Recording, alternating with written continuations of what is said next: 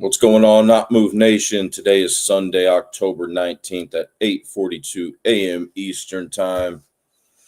I'll be breaking down the Week 7 NFL football games. Something that I noticed last week is that teams were 10-3 in Week 6 when they had a sacks on the quarterback advantage.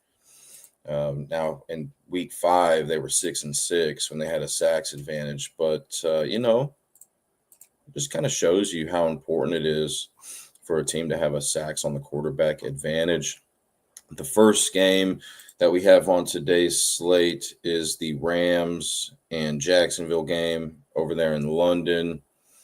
That starts at 9:30 a.m. Eastern Time. Now, last that I checked, there was who was out there? Puka Nacua, the wide receiver for the Rams. So that's a big loss for the Rams. I'm still going to pick the Rams for my survivor pick this week. But anyways, I figured let's break that game down real quick, and then we'll get into the weather and injuries for the other games today. Okay, but let's talk about the weather there in London. What they're saying on rotogrinders.com is that rain looks highly likely in this Rams and Jaguars game. It has a retractable roof, which keeps the fans dry, but not the football field. Looks like the rain will stick around essentially all game, is what they're saying. Mostly light to moderate rain with occasional breaks. All right, so the Los Angeles Rams have a 5-1 series record against Jacksonville. The Rams won by 3+ points in all of those victories. And the last that I checked, the Rams were favored by 3 points. Let me double check that. Yeah, and that's what I'm still seeing. So the Rams, once again, they're 5-1. All-time record against the Jaguars, and they won by 3+ points in all of those victories. The Rams are 2-0 against Jacksonville since the Rams moved to Los Angeles. These teams have never played each other on this exact date. According to StatMuse, Matt Stafford, quarterback for the Rams, has a 4-0 career record against Jacksonville. Both of these teams carry a 4-2 record heading into this matchup.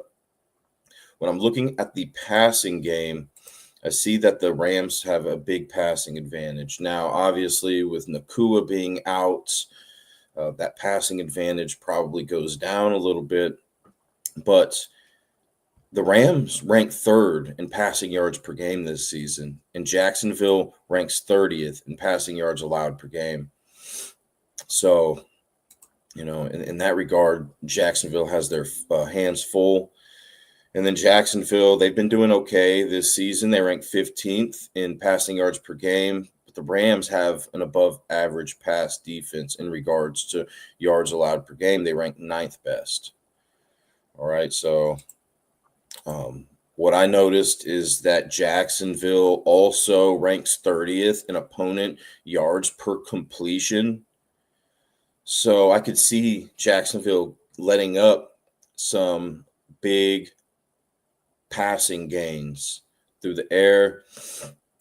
And somebody that I have on my list is Davante Adams. All right. He ranks 16th best before the week started in the NFL in yards per catch. And with Nacua being out today, one has to think that Adams is going to see an increase of workload. Also, Jacksonville has allowed the 3rd most receiving yards to wide receivers and the 4th most receptions to wide receivers. All right. Davante Adams, let's go check his over-under on receiving yards. I have a lot of the players' over-unders already wrote down. I don't know why I don't have this one, but it won't take me long to find. Receiving props. Davante Adams over under 80.5. All right. He has averaged 115 receiving yards per game against the Jacksonville Jaguars in 4 career games against them. He's had 1+ touchdown in all of those games against Jacksonville. He actually scored 2 touchdowns in 2 of those games. And he ranks 3rd in the entire NFL in red zone target percentage. And when I'm looking at the red zone offense for the Rams, it could be better. And honestly, Jacksonville's defense has been good at holding teams when they enter the red zone to either turnovers or field goals. The Rams rank 24th in red zone conversion percentage. Jacksonville ranks 8th in opponent red zone conversion rate. So I wish that was better. But, the Rams, they rank 3rd in red zone attempts per game. So they're getting down there often. Just the conversion part of it is where they're struggling a little bit. But, I really like this spot for Davante Adams versus Jaguars. And let's see if he went over that line in every game against Jacksonville. Davante Adams versus Jacksonville. So it's at 80.5, we said. He went over that in 2 out of 4 career games against them. All right, so, that's definitely a player that I'm looking for in this game. And the Rams rank 9th in passing play percentage. So they call a high percentage of passing plays relative to the other teams in the league. Now, somebody else, if I'm looking at Davante Adams' receiving yards and or receptions, which, by the way, I don't know what his receptions are at, but in 3 out of 4 of those games, he had 8+ receptions against Jacksonville. But somebody else that I have to look at, right, is Matt Stafford. Last that I checked, his over-under was 251.5 on the passing yards. Now, I got to some of these player props really early in the week, pretty much right as they came out. And a lot of these props, there was Judkins. I think he opened up at 84.5. I looked a day later, it was 94.5. So there's a lot of value in taking some player props early on in the week. But, I'm seeing Stafford still at 251.5. He's gone over that in 3 out of 6 games this season, 8 out of 18 games in 2024. And then he's gone over that in 3 out of 4 career games against Jacksonville. I do want to mention that he's never rushed for a touchdown against Jacksonville. And Jacksonville allows the 3rd most passing yards to quarterbacks before the week started. So, honestly, those are the 2 biggest positional defensive vulnerabilities that the Jacksonville defense has. Passing yards allowed to quarterbacks and receiving yards allowed to wide receivers. And then let's talk about the run game here a little bit. Jacksonville's been doing good on both sides of the ball in the running game. They rank 8th best in rushing yards allowed per game. 11th, they rank 11th in rushing yards per game. So, I think with that rain coming in a little bit, that could be detrimental, especially to the Rams, right? Because the ball gets a little slick. You kind of want to maybe hand the ball off a little bit more, but the rain doesn't seem like it's going to be too big of a factor. And I kind of trust Matt Stafford. He's a veteran. It's not like he hasn't played through rain before. I'm sure he has plenty of time. So, but if I were to give an advantage to a team just based on the weather, I would give a slight advantage to Jacksonville here.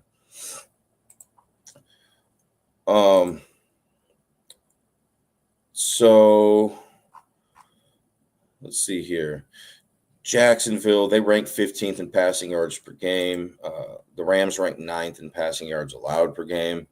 And the Rams are not giving up big yards per completion. They rank 2nd best in the NFL. So when opponents are catching the ball on them, they're limiting them very well in regards to yardage allowed. Jacksonville does call a higher percentage of passing plays relative to the other teams in the league. They rank 12th. Now, what I'm seeing here is that the Rams' biggest positional defensive vulnerability is receptions allowed to wide receivers. All right. So Brian Thomas, Travis Hunter. If you guys have those guys on your list, even Brown, I think those are definitely guys worth looking at if you're looking for player props for Jacksonville. The Rams rank 8th worst in receptions allowed to wide receivers. So, with Travis Hunter, we only have this year. He's a rookie, so I didn't really look into his props too much. I'll look at Brian Thomas's real quick. And I've already looked at a lot of these players today, their player props. But for some reason, I didn't get to this one. Honestly, I didn't think I would necessarily be going live this early to cover this game. But let's just look at Brian Thomas Jr. real quick. His game log, receptions over under 5.5. He's gone over that in only 1 out of 6 games this season, but I think this is a good spot for him to do that. And then last season, he went over that in 6 games out of 17. So the history really isn't there for him. So maybe if you're looking for Hunter or Brown, that's worth looking at too. But something else that I haven't really talked about is like Reds. If you're looking for anytime touchdown scores, red zone target share. I think a good source for that is profootballreference.com. And let me look at the receivers for Jacksonville real quick. In regards to red zone target share this season, we have the leader in that is Brown. His target percentage is 21.7 in the red zone this season. And then ETN, and I'm not talking about ETN's rushing game. I'm talking about his pass catching game. He's tied with Brian Thomas for second in red zone target share. Now, when I'm looking at the Jaguars' red zone offense, it ranks 20th, and the Rams rank 3rd in opponent red zone conversion rate. So that could be better for Jacksonville. Also, Jacksonville ranks 12th in red zone attempts per game. The Rams rank 12th in opponent red zone attempts per game. Yes, there are explosive plays too that, if you have information on explosive plays, I think that would be beneficial here. But I would think that the Jaguars really wouldn't have too many explosive plays through the air once again because the Rams rank 2nd in opponent yards per completion. And then they rank 6th best in opponent rushing yards per attempt. So looks like the Rams have been doing pretty good at limiting big plays on both sides of the ball here. And let me see if we have any questions yet. Sorry, I'm late. I bought subscription on TV and watch games. Okay. Sorry, I'm late. Can you recap the first game, please? Yeah. Sorry. I was just saying that I like the Rams in this one. I'm going to be using them for my survivor pick today. I think they have a very big passing advantage, but the rain concerns me a little bit. But I try not to play weatherman too much. The Rams rank 3rd in passing yards per game. Jacksonville ranks 30th in passing yards allowed per game. Jacksonville allows the 3rd most passing yards to quarterbacks, the 3rd most receiving yards allowed to wide receivers. I think this is a really good spot for Matt Stafford and Davante Adams. Now, obviously, everything can't be picture perfect, but with the rain and everything, but I trust Matt Stafford and Davante Adams' veteran leadership and just skills, their knowledge, and just experience to be able to handle, to be able to weather the storm, if you will. And then somebody I was looking at for anytime touchdown is Davante Adams. He's had a 1+ touchdown in 4 out of 4 career games against Jacksonville, and he's scored 2 touchdowns apiece in 2 of those games against Jacksonville. So And then Stafford, he's gone over the 251.5 passing yards in 3 out of 4 career games against Jacksonville. So I think they're in a pretty decent spot to do that again here today. I think Jacksonville, I mean, overall, it looks like the Rams are a little bit more vulnerable to the run. And Jacksonville has been doing better running the ball. I did mention that the Rams' biggest positional defensive vulnerability is receptions allowed to wide receivers. But other than that, I would probably be looking for rushing props for Jacksonville. But I'm not really too high on Jacksonville today. I think the Rams defense does good in this one. I'm also seeing that the Rams have a big third down conversion advantage, a slight red zone attempts per game advantage, and a big sacks on the quarterback advantage. Now, Jacksonville does have a good size turnover differential advantage, but, I did mention Stafford has a 4-0 career record against Jacksonville.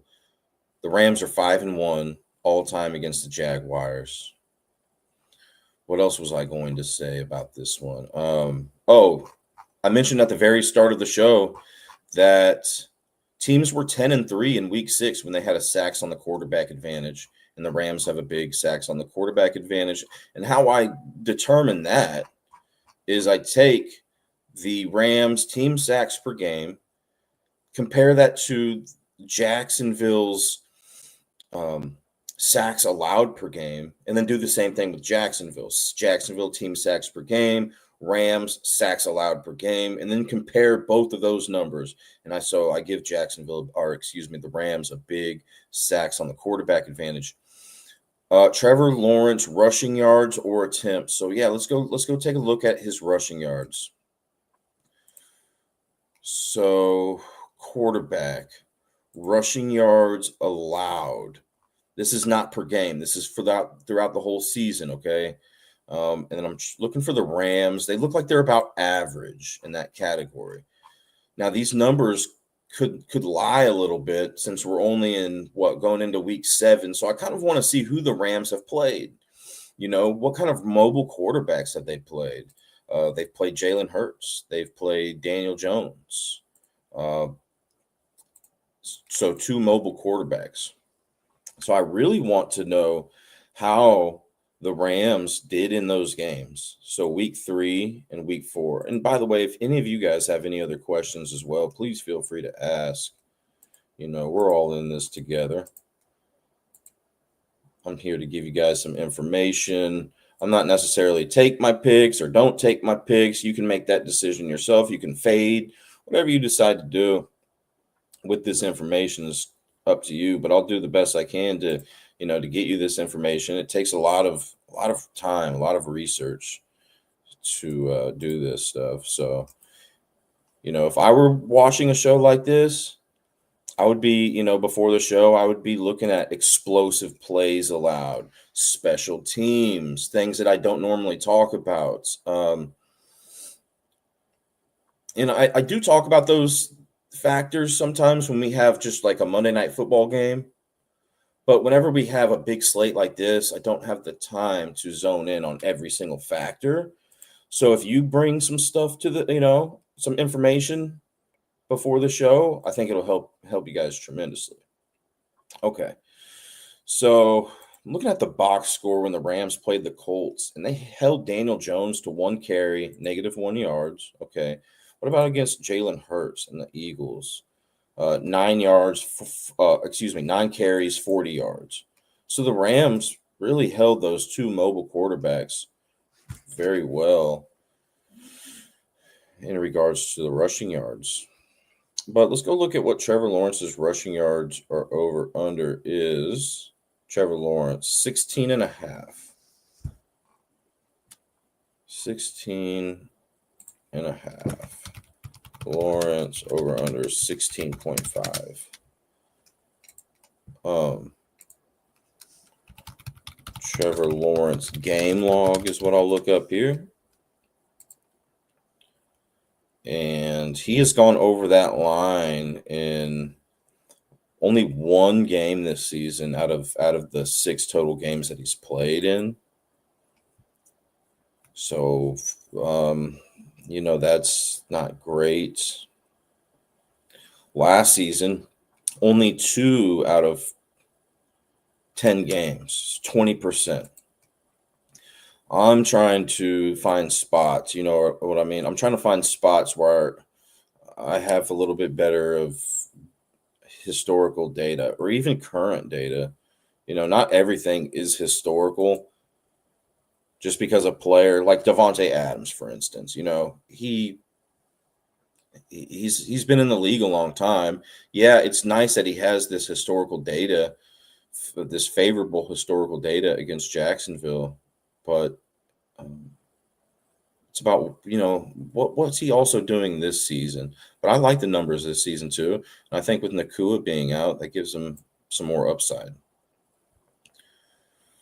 I'm looking to see if Trevor Lawrence has ever played the Rams. I'm not really.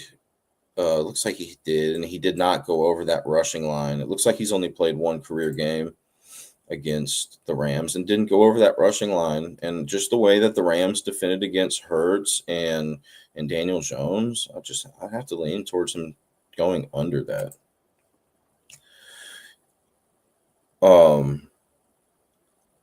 Now, in regards to rushing attempts, that's just not something I specialize in, Ivan.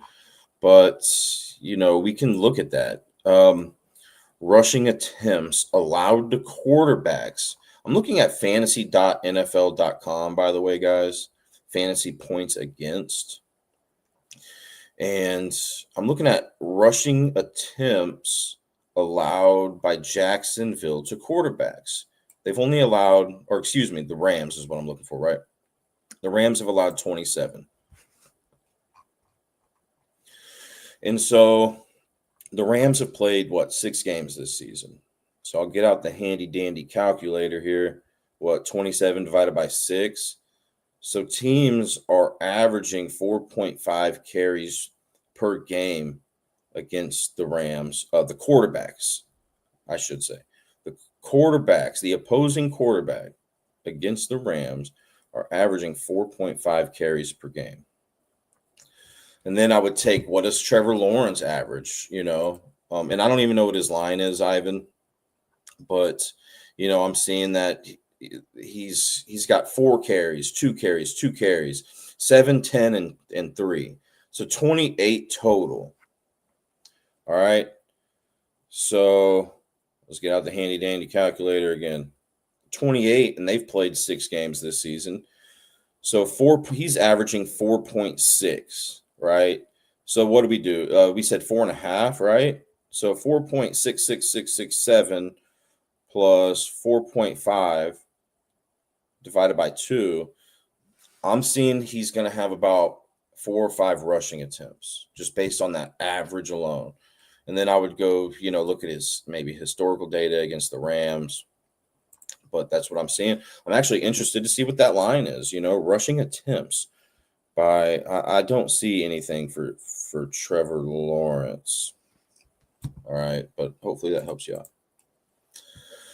Okay, we off Trevor Lawrence. Okay. You said you like the Chargers that be on the spread better -3. Oh yeah, I know, man. He did. Yeah, he did take it personally when I was talking about the Raiders possibly winning this game today. I'm not sure where JB is, but hopefully he joins us here in a little bit. And then the Chargers -3. Yeah, we can go look at that game. I think I like Indianapolis in that one. Blessed up. Let me go to my notes here. All right. So the Chargers. Let's look at potential weather concerns. I don't see anything for that game. Injuries. I see Josh Downs is out, wide receiver for Indianapolis. And then Haskins, running back for the Chargers, is questionable. All right. So last that I saw, the Chargers were favored by 1.5. Has that line moved to 3? 2.5. So now Chargers are minus 2.5.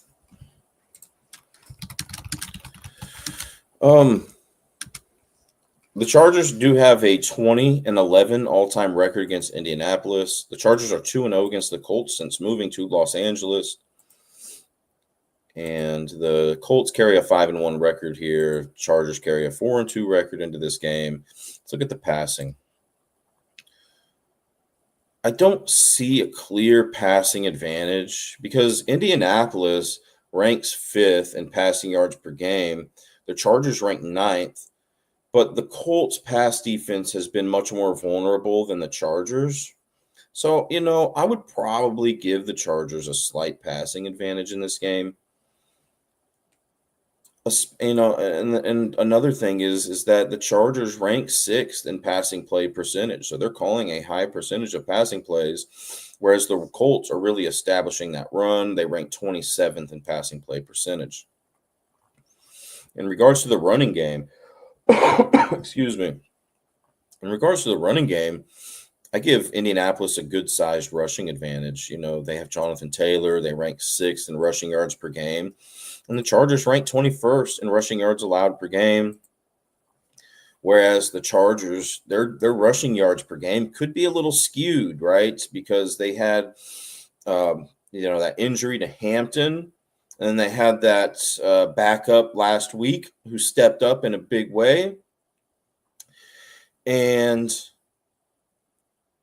I think, who they play last week? Miami, right? Who allows the most rushing yards per game out of any team in the NFL. So the Chargers have a much bigger test against this rush defense by the Colts today than they did last week against Miami. I know people are probably like, oh man, this new running back for the Chargers is good. And yeah, he might be, but he played against, once again, arguably the worst rush defense in the NFL last week. So I think they have their hands full today in the rushing game because Indianapolis ranks 12th in rushing yards allowed per game. So I really think the Chargers are going to have to throw the ball against them, okay? Which leads me to Indianapolis. Their biggest positional defensive vulnerability is receptions allowed to wide receivers. Keenan Allen. The Colts have allowed the second most receptions to wide receivers this season. And Keenan Allen's over-under on receptions last that I saw was 4.5. He's gone over that in 5 out of 6 games this season. He went over that in 7 out of 15 games in 2024. And he has gone over that in 3 out of 3 career games against the Colts. And he leads this Charger team in target share. So this is a player in this game that I like with the receptions. Also, I can see him hitting his receiving yards. The Colts as a whole, I already talked about it, but they are more vulnerable to allowing passing yards than rushing yards. And the Chargers like to call a high percentage of passing plays. So this is all lining up well for Keenan Allen here. Last that I checked, over under receiving yards, 46.5. He's gone over that in 4 out of 6 games this season. Only 4 out of 15 in 2024, but he has also gone over that in 3 out of 3 career games against Indianapolis. He has averaged 111.3 yards per game throughout 3 games against the Colts throughout his career. He had every game that he's played against the Colts, he's had 100-plus yard receiving games with at least 8 receptions in each game. He scored a touchdown in 2 out of 3 career games against Indianapolis, and once again, he leads this team in target share. Now, if you're thinking about him getting a touchdown in this one, I could see it for sure. But here's the problem, is that I think that he may have to, my only concern is that the Chargers rank last in red zone conversion rate. So I would have to think that he would need a big gain, an explosive play to get a touchdown. But I'm seeing that although the Colts are more vulnerable to the pass, they rank 11th in opponent yards per completion. So they are limiting the yardage by each reception, So I still like him today, at least for the receptions over 4.5, and then over the 46.5 receiving yards, and then anytime touchdown. And something else you can do is look at. I feel like I'm a little hyper focused on Keenan and Allen right now. We'll move on in just a second, but something else that I would look at is the Chargers' red zone target share to Keenan Allen. He actually ranks 5th in the NFL in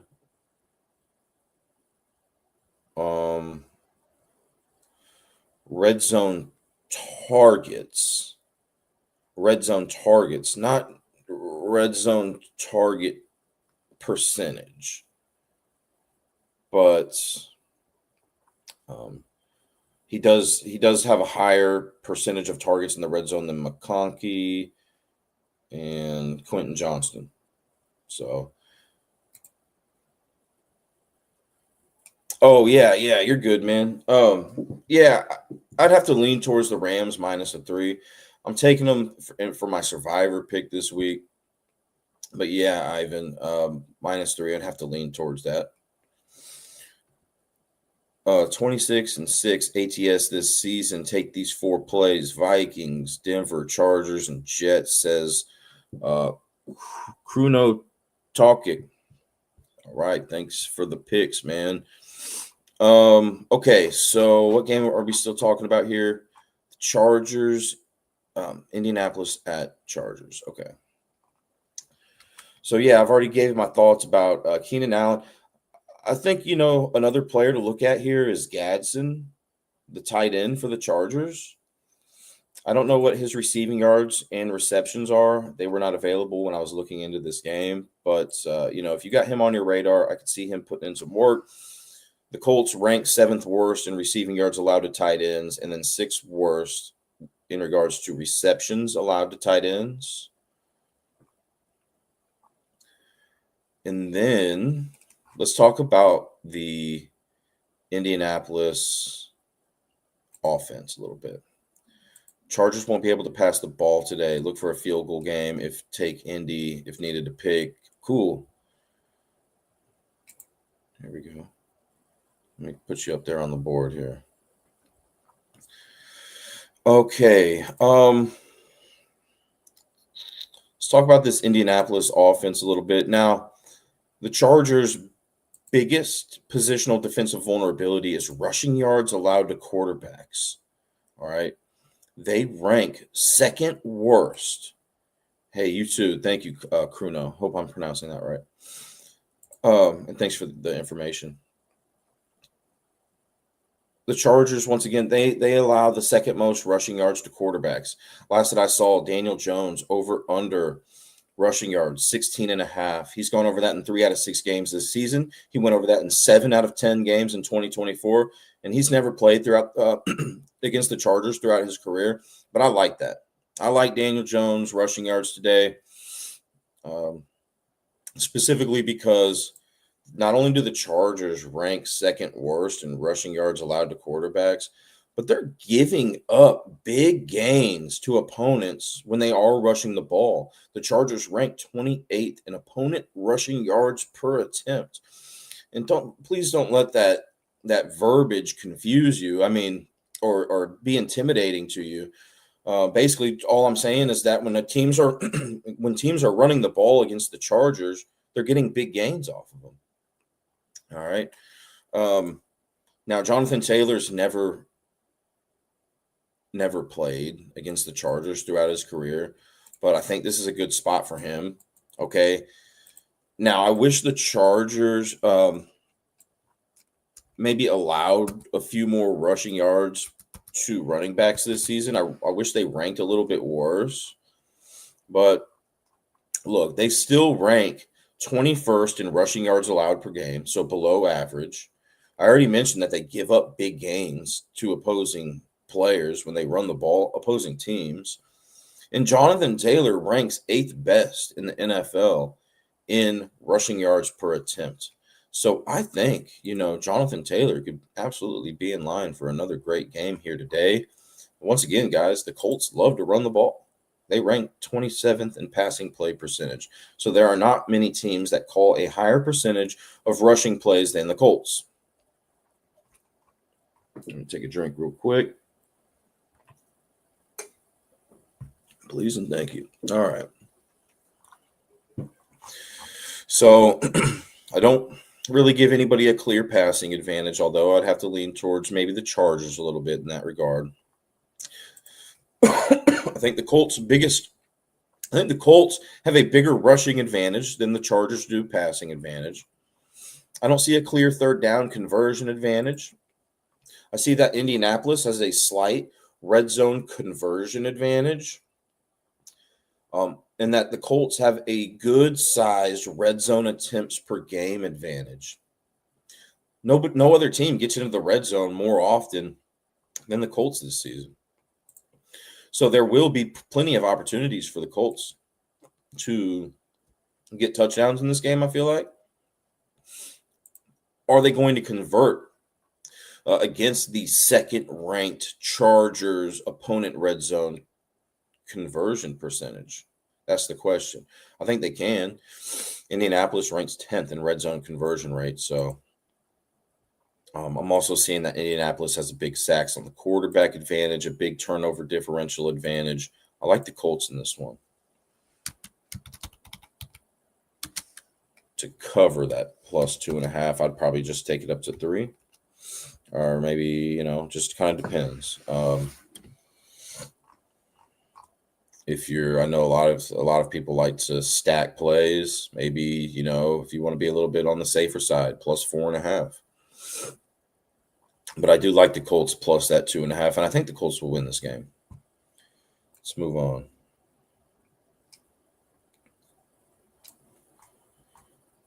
New Orleans at Chicago. The Saints have a 19-15 record all time against Chicago. The Saints have won 8 games in a row against Chicago. So if you're going with Chicago today, you have that working against you. Let's see if there's any weather concerns in this game. So I'm looking at rotogrinders.com/NFL or /weather/NFL. It says that the Saints in Chicago game says that the rain should be clear before kickoff or shortly thereafter, but winds are still an issue. They expect winds to be sustained at about 15 miles per hour early in the game, with gusts coming in around 30 miles per hour. They're predicting that the winds will taper off as the game progresses. It's windy enough to have some impacts on longer throws and field goals, but I don't expect it impacts most plays, is what they're saying. So I feel like that is detrimental to the Bears. Because the Bears, I do have that they have a big passing advantage. So with wins like that, man, yeah, I think that's advantageous for the Saints. And I do give the Saints a slight rushing advantage. So I feel like whoever runs the ball better in this game probably takes it.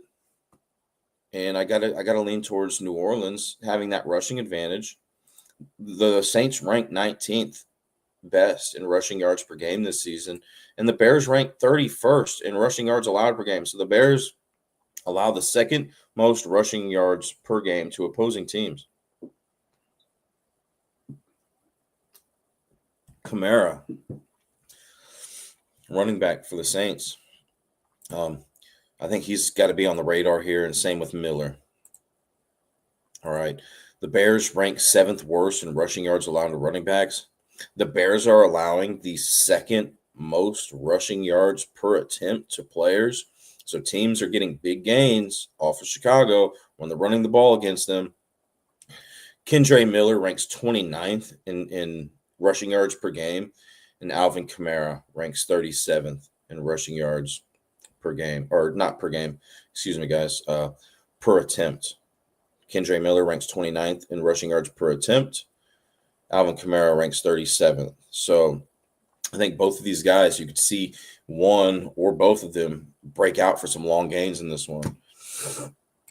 The over-under on rushing yards were not available for these guys when I was looking earlier this week.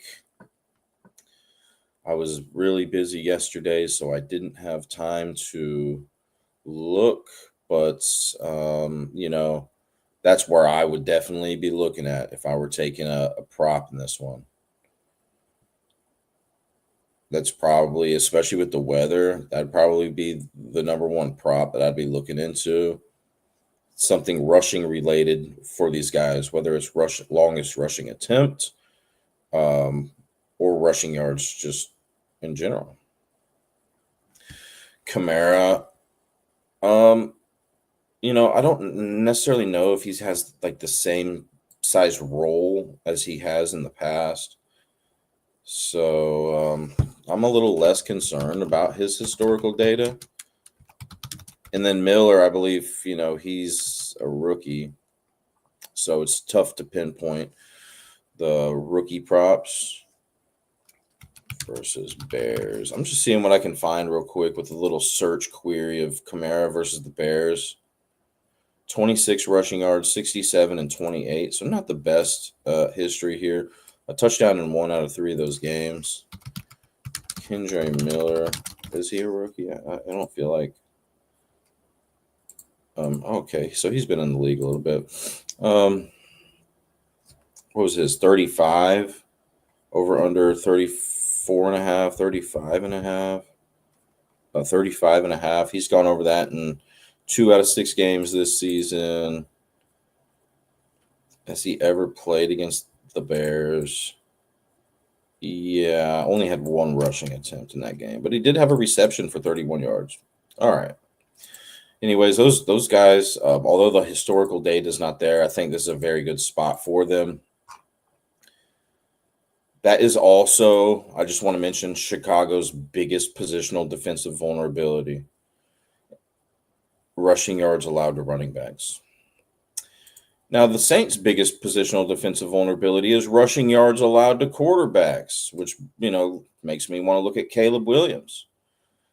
But the thing about the Saints' rush defense is that they're not allowing huge gains to opposing teams whenever they're running the ball. They rank 7th best in opponent rushing yards per attempt, but they do rank 4th worst in rushing yards allowed to quarterbacks. And let me see if Caleb Williams has ever played the Saints versus Saints. Caleb Williams, I don't see that he has. All right. But that would be the first spot I'd be looking at, especially with the weather-ish concerns. That'd be the first spot I'd be looking at for the Bears.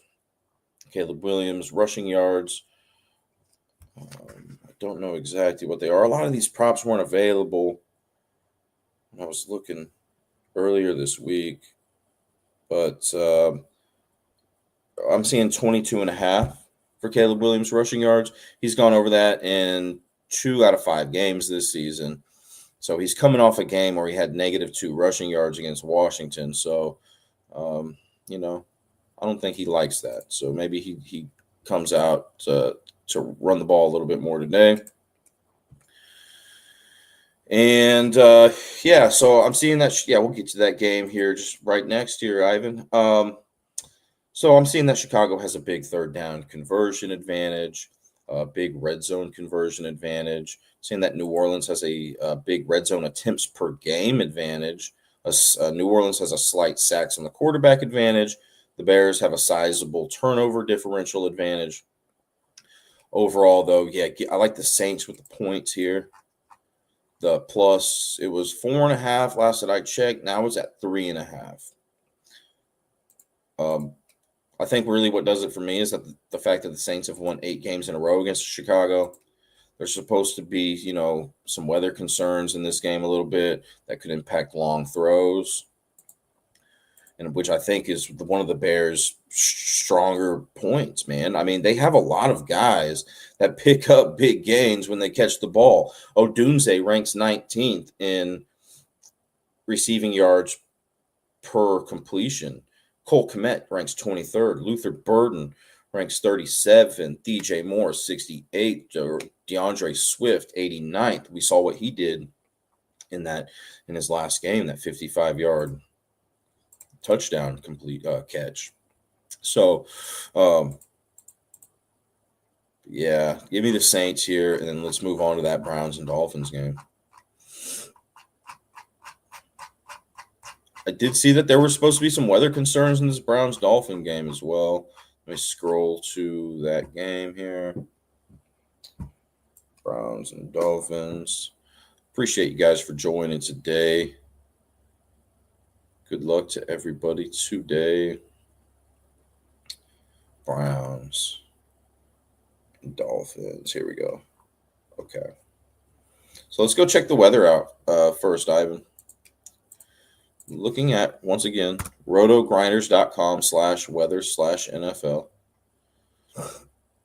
And here's what they say. This is their longest analysis about weather in this game. So it looks like it could be pretty impactful, but let's see.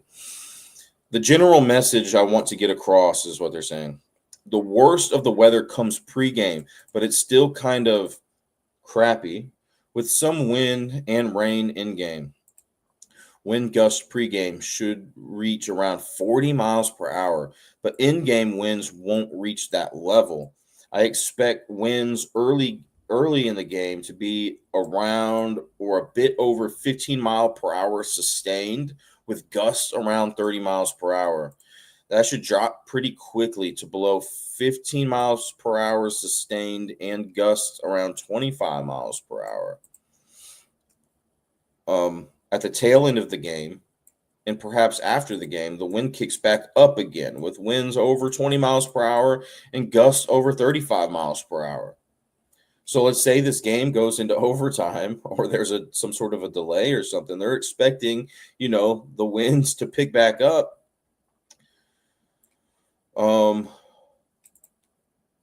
Rain is also a concern in this game.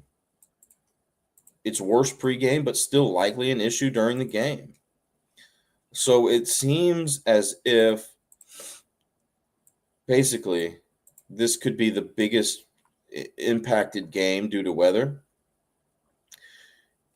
which makes me really want to look at who has the rushing advantage in this game, right? When I looked at this game earlier this week, when I did my first look show, I believe that was on a Thursday, I was leaning towards Miami getting this victory.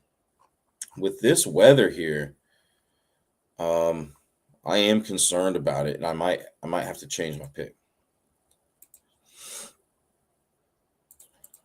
Because I don't give either team a clear passing advantage, all right?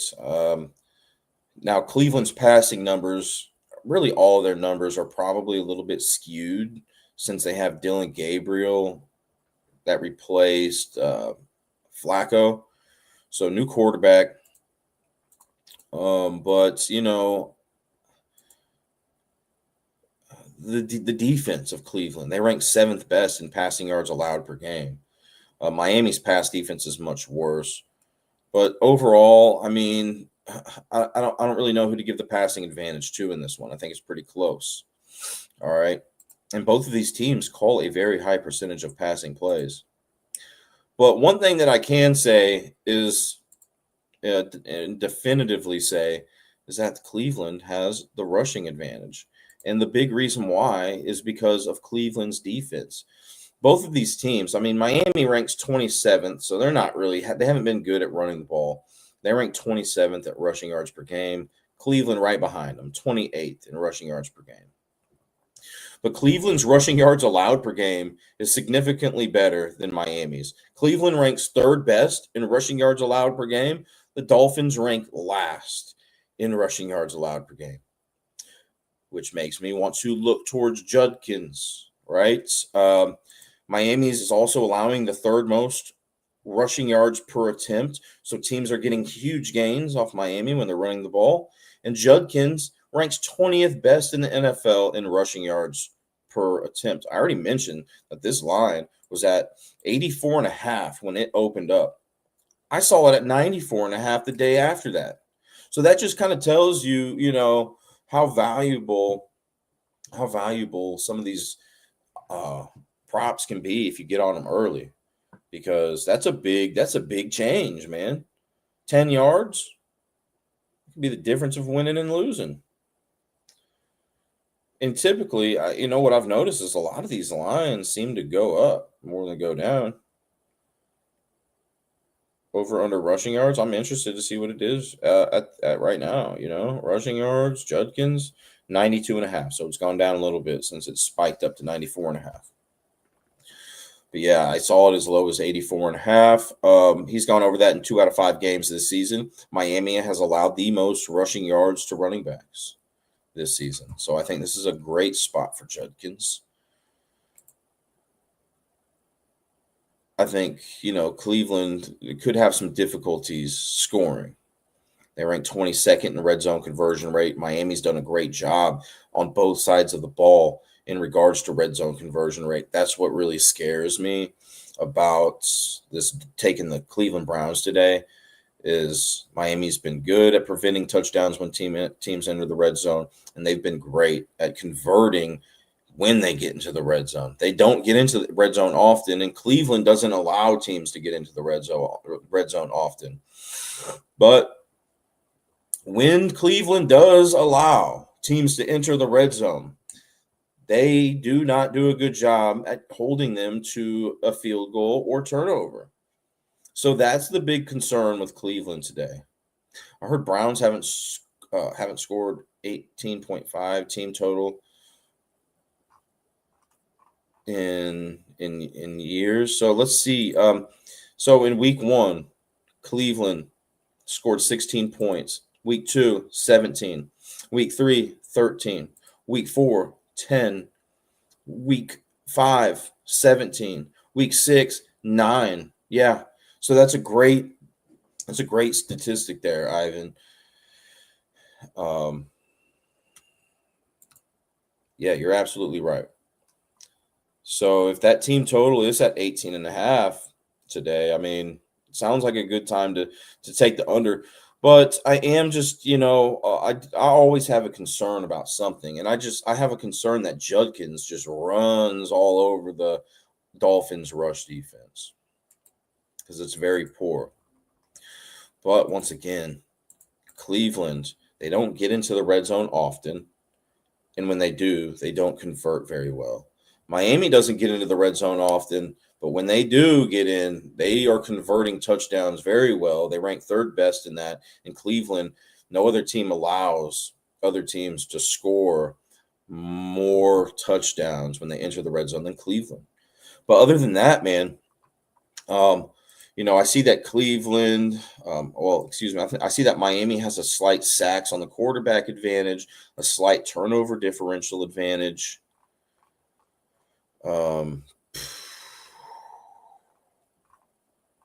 think with the rain and everything, I think that takes away from a key factor for Miami to potentially exploit Cleveland.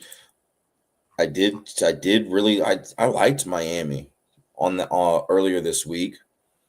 I think I gotta go with Cleveland on this one with the points. They're favored by 2.5, so Cleveland to win by 3+ points. I think I feel better about some other spots today, though.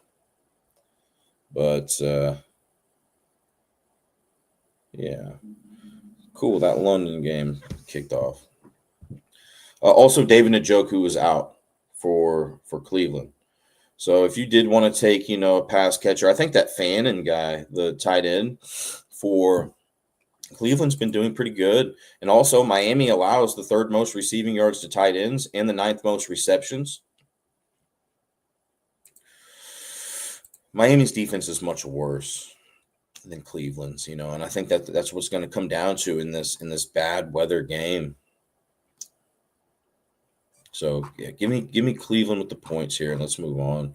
Unless you guys haven't had any other questions about that game. Dolphins give up a lot of rushing yards. The Browns running backs line is at 91.5. Oh, I know, Ivan. On paper, it's a great spot. On paper, it is a great spot.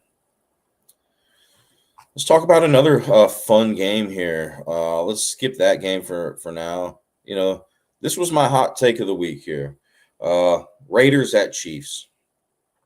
The Chiefs have a 75, 55, and 2 all-time series record against the Raiders. Kansas City has won the last 17 out of 20 games against the Raiders. Kansas City is 8-2 all-time against the Las Vegas Raiders. Not the Oakland Raiders, the Las Vegas Raiders. The Chiefs and the Oakland Raiders played on this exact date in 2017, and the Raiders won that game 31-30. Here's some milestones. Mahomes needs 2 touchdown passes to move into 23rd place on the all-time passing touchdowns careers leaders list. He would pass Derek Carr, who used to play for the Raiders. What better day to do it than today for Mahomes against, passing Derek Carr in a game against the Raiders on that all-time passing touchdowns career leaders list. Once again, Mahomes needs 2 touchdown passes to do it. He's thrown 2+ touchdowns against the Las Vegas Raiders in 7 out of 10 games against them. He threw 2+ touchdowns in 3 out of 4 career games against the Oakland Raiders. So overall, Mahomes has thrown 2+ touchdowns in 10 out of 14 career games against the Raiders. Also, according to StatMuse, Mahomes has a 12-2 career record against the Raiders. Geno Smith is 0-1 against the Kansas City Chiefs throughout his career. So just based on those stats alone, I mean, we're going to find a lot of stuff that favors the Chiefs in this game.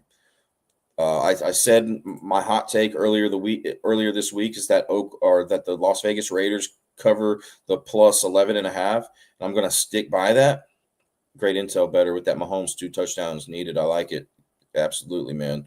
I think that's a good spot today, even though I'm leaning towards the Raiders covering the spread and possibly winning this game, as crazy as that sounds. I also have in my notes here, statistically, right? Statistically, I think there's a possibility that the Chiefs get a lot of touchdowns in this game based on the red zone data that I like to look at. I do want to mention something about Travis Kelce. Now, the Raiders haven't been extremely vulnerable at defending against the tight end position this season, but Kelce is a popular player, so I want to give some information about him.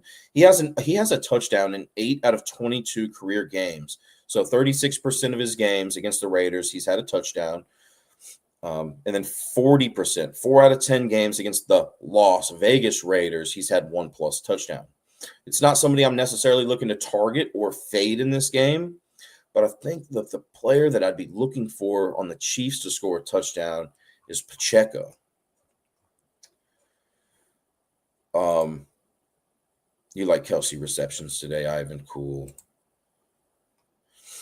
Pacheco has scored, and this is the best historical data that I've found. So Pacheco has scored a touchdown in 3 out of 5 career games against the Las Vegas Raiders, so 60%. And in one of those games, he only had 1 carry, so he didn't get a touchdown. So basically 3 out of 4. I have in my notes here, this is probably the best history on the Chiefs to score a touchdown. So if you like that historical data, Pacheco, he was the guy that I was looking at. It was close to Rashee Rice, though, right? Rashee Rice is expected to be back in this game. He hasn't played this season. Last that I checked, his over-under was 32.5 receiving yards. The Raiders have allowed the 5th most receiving yards to wide receivers this season. They've allowed the 3rd most receptions to wide receivers this season.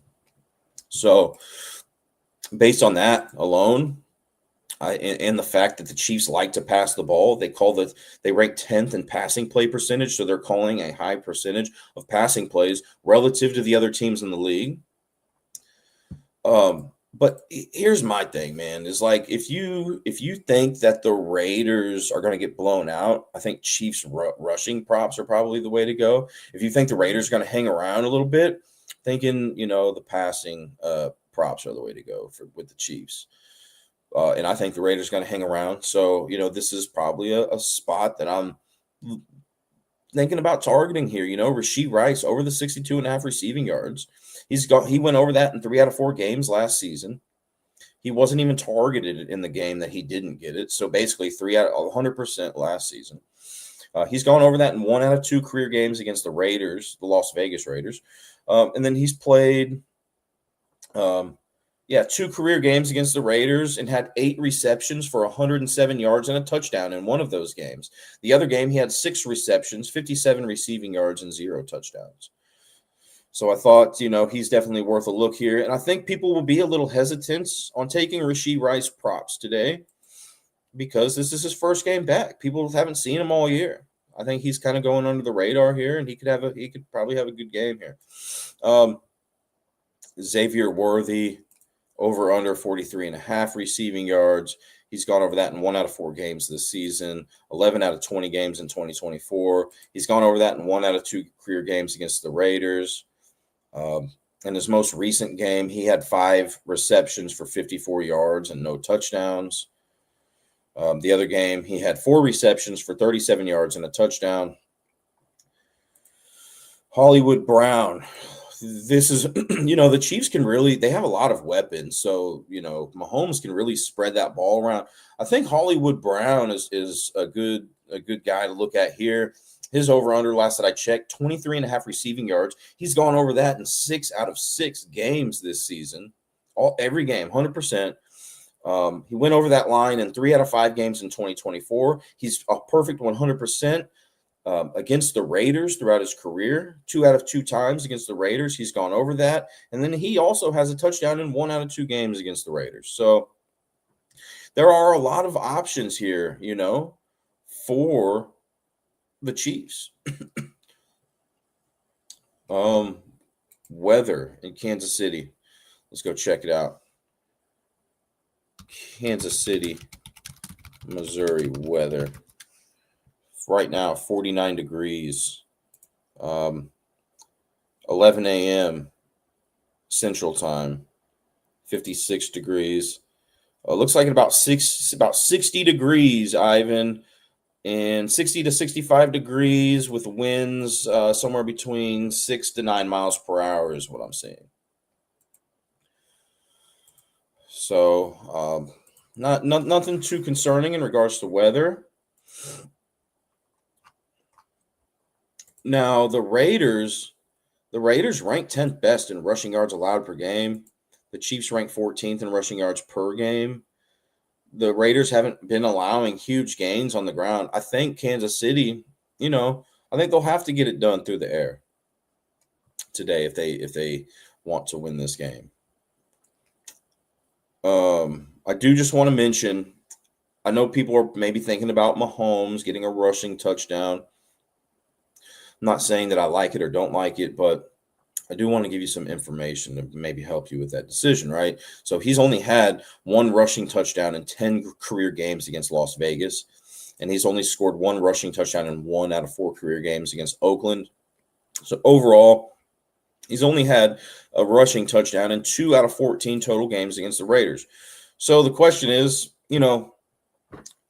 obviously I don't like him to get a rushing touchdown based on those factors. And the Raiders didn't rank terribly in regards to rushing yards allowed to quarterbacks this season. They didn't rank in the top 10 or bottom 10 in that category. But, just because Mahomes doesn't have good history doesn't mean that he can't do it today, and especially if you get the right price for it, right? If you find a good price for it. So how do you determine if you're getting a fair price for it? Well, you can go to, you can type in odds calculator, which brings me to Action Network, okay? And so I take the total games against the Raiders, 14, that Mahomes has played in. And so 2 divided by 14. Basically, all I'm saying is that If you're not getting plus 700 odds or better on Mahomes getting a rushing touchdown today, you are not in a statistically favorable situation, which you might be cool with. You don't, some of you may just fade all the statistical things, and sometimes it works out that way.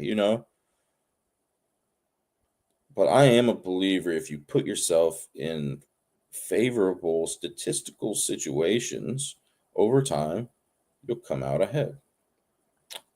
But let's go check it out. Mahomes anytime touchdown prop. I want to see it. Are you getting, plus 700 or better? No, it's plus 320. So obviously there's some other factors that go into it. But based on that factor alone, plus 320 and plus 700 is a huge difference. I'm not interested in it. 7-0 Rams. Dude, tell me Devontae Adams got it. Tell me Devontae. I see Matt Stafford threw for it. Mumpfield. Okay. It's London, right? Mumpfield it is. But that's cool, man. Got Rams in that survivor pick. Still a lot of football left, but that's cool. That's a good start. Okay. So let's get back to this Chiefs game here. Kareem Hunt, he's had a touchdown in 1 out of 3 career games against Las Vegas. He's had 1+ touchdown in 1 out of 2 career games against Oakland. Overall, he scored a touchdown in 2 out of 5 career games against the Raiders. Let's talk about some of these Raider props. So the Chiefs, their biggest positional defensive vulnerability is rushing yards allowed to quarterbacks. Geno Smith, last that I saw, over under rushing yards, 10.5. He's only gone over that in 2 out of 6 games this season, 9 out of 17 in 2024. But he has gone over that in the only career game that he played against Kansas City. Kansas City ranks 3rd worst in rushing yards allowed to quarterbacks. I like this spot for Geno to go over the 10.5 rushing yards. I also think Genty is in a good spot here. I said that last week, right? Let's see how he did last week. Raiders. I think he had a pretty good game. Yeah, 75 rushing yards, 1 touchdown. I think he had some receptions and whatnot. I think he's in another good spot here today.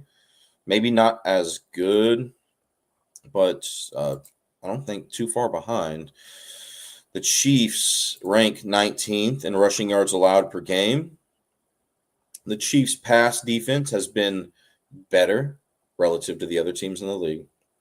In regards to yards allowed per game, they've been better at the Chiefs have been better at preventing passing yards per game than rushing yards per game. I think that's something that the Las Vegas Raiders really need to focus on today, rushing the ball with Genty, specifically because the Chiefs are allowing, and this kind of goes into that Geno prop as well, but the Chiefs are allowing a lot of rushing yards per attempt. So teams are getting quality gains off of the Chiefs when they're running the ball. And Genty ranks 30th in the NFL in rushing yards per attempt. So I could see Genty breaking out for some decent sized runs here. Now, JB, I wish he was here right now, but that's okay. Shout out JB. Because there's some sort of a weird statistic out there that the Chiefs haven't allowed 100+ yard rusher in 31 or 32 games or something like that. So I don't necessarily think Genty, runs for 100+ here, but I do think he has a solid game. And that's about all I have to say for the Raiders props.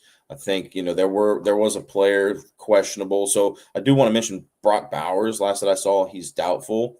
Michael Mayer is somebody that I think that I would be looking at too for a tight end. Now the Chiefs have done good this season at defending against the tight end position, but last season they were terrible, and I don't know, if they have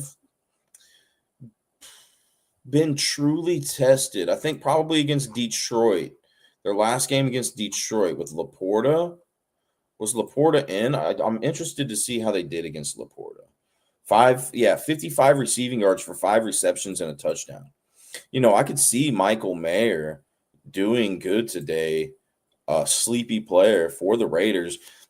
I don't think before that, I don't think this Chiefs defense was really tested by a high caliber tight end. And I think Michael Mayer showed me enough last week to where he's capable of producing some solid numbers. I believe Brock Bowers was out last week. Let me go to take a look real quick. Michael Mayer, he led the team in target share last week. And Bowers was not playing. He had 5 receptions for 50 yards and a touchdown. One has to think that the Raiders will be trailing at some point in this game and be forced to throw the ball. I think that's going to be the guy that they're going to look to, especially, if Jacoby Myers is out. Last I saw, he's questionable to play. Let's say Jacoby Myers is out. He had 4 targets last week, which tied for third best on the team. So, I think, Michael Mayer is in a good spot today against this Chiefs defense. Anyways, I see a lot. I see that the Chiefs have a big passing advantage, a slight rushing advantage. I mentioned this on the show. Advantages everywhere. A slight third down conversion advantage, a sizable red zone conversion advantage, a big red zone attempts per game advantage, a slight sacks on the quarterback advantage, a big turnover differential advantage. But it's my hot take of the week, and I'm sticking by it. Raiders cover this spread plus 11.5, and I would not be surprised to see the Raiders win this game. I don't love the play, right? I mean, it's crazy. It'd be pretty crazy, right, if the Raiders ended up winning this game. But I've seen crazy things happen in football, and I think there's just some other things that I'm not going to cover right now, but there's some other things that I'm looking at that makes me feel like the Raiders can do this. And I don't think anybody's expecting it. Let's move on. I know it's a crazy take, but Philadelphia at Minnesota. Let's talk about that. Thanks for joining today, guys. By the way, if you could hit that subscribe button, that'd be great. If not, it's all good. I appreciate you guys just for being here. And then we got that QR code up at the top. A lot of deals that you can get, from my understanding. Walmart, NFL stuff, jerseys, and just all types of stuff. So a lot of good deals for you guys. Anyways, Philadelphia at Minnesota. Philadelphia leads the all-time series 16-15 against Minnesota. Jalen Hurts has a 2-0 career record against Minnesota. He's actually one of my favorite players to get 2+ rushing touchdowns today.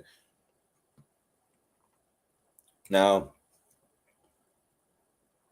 Minnesota has done a good job at limiting rushing yards to quarterbacks this year. They rank 9th best in rushing yards allowed to quarterbacks.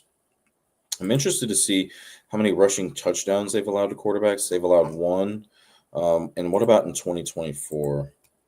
Just interested. And the reason why I'm interested in Hurts, they actually only allowed 1 the entire season in 2024.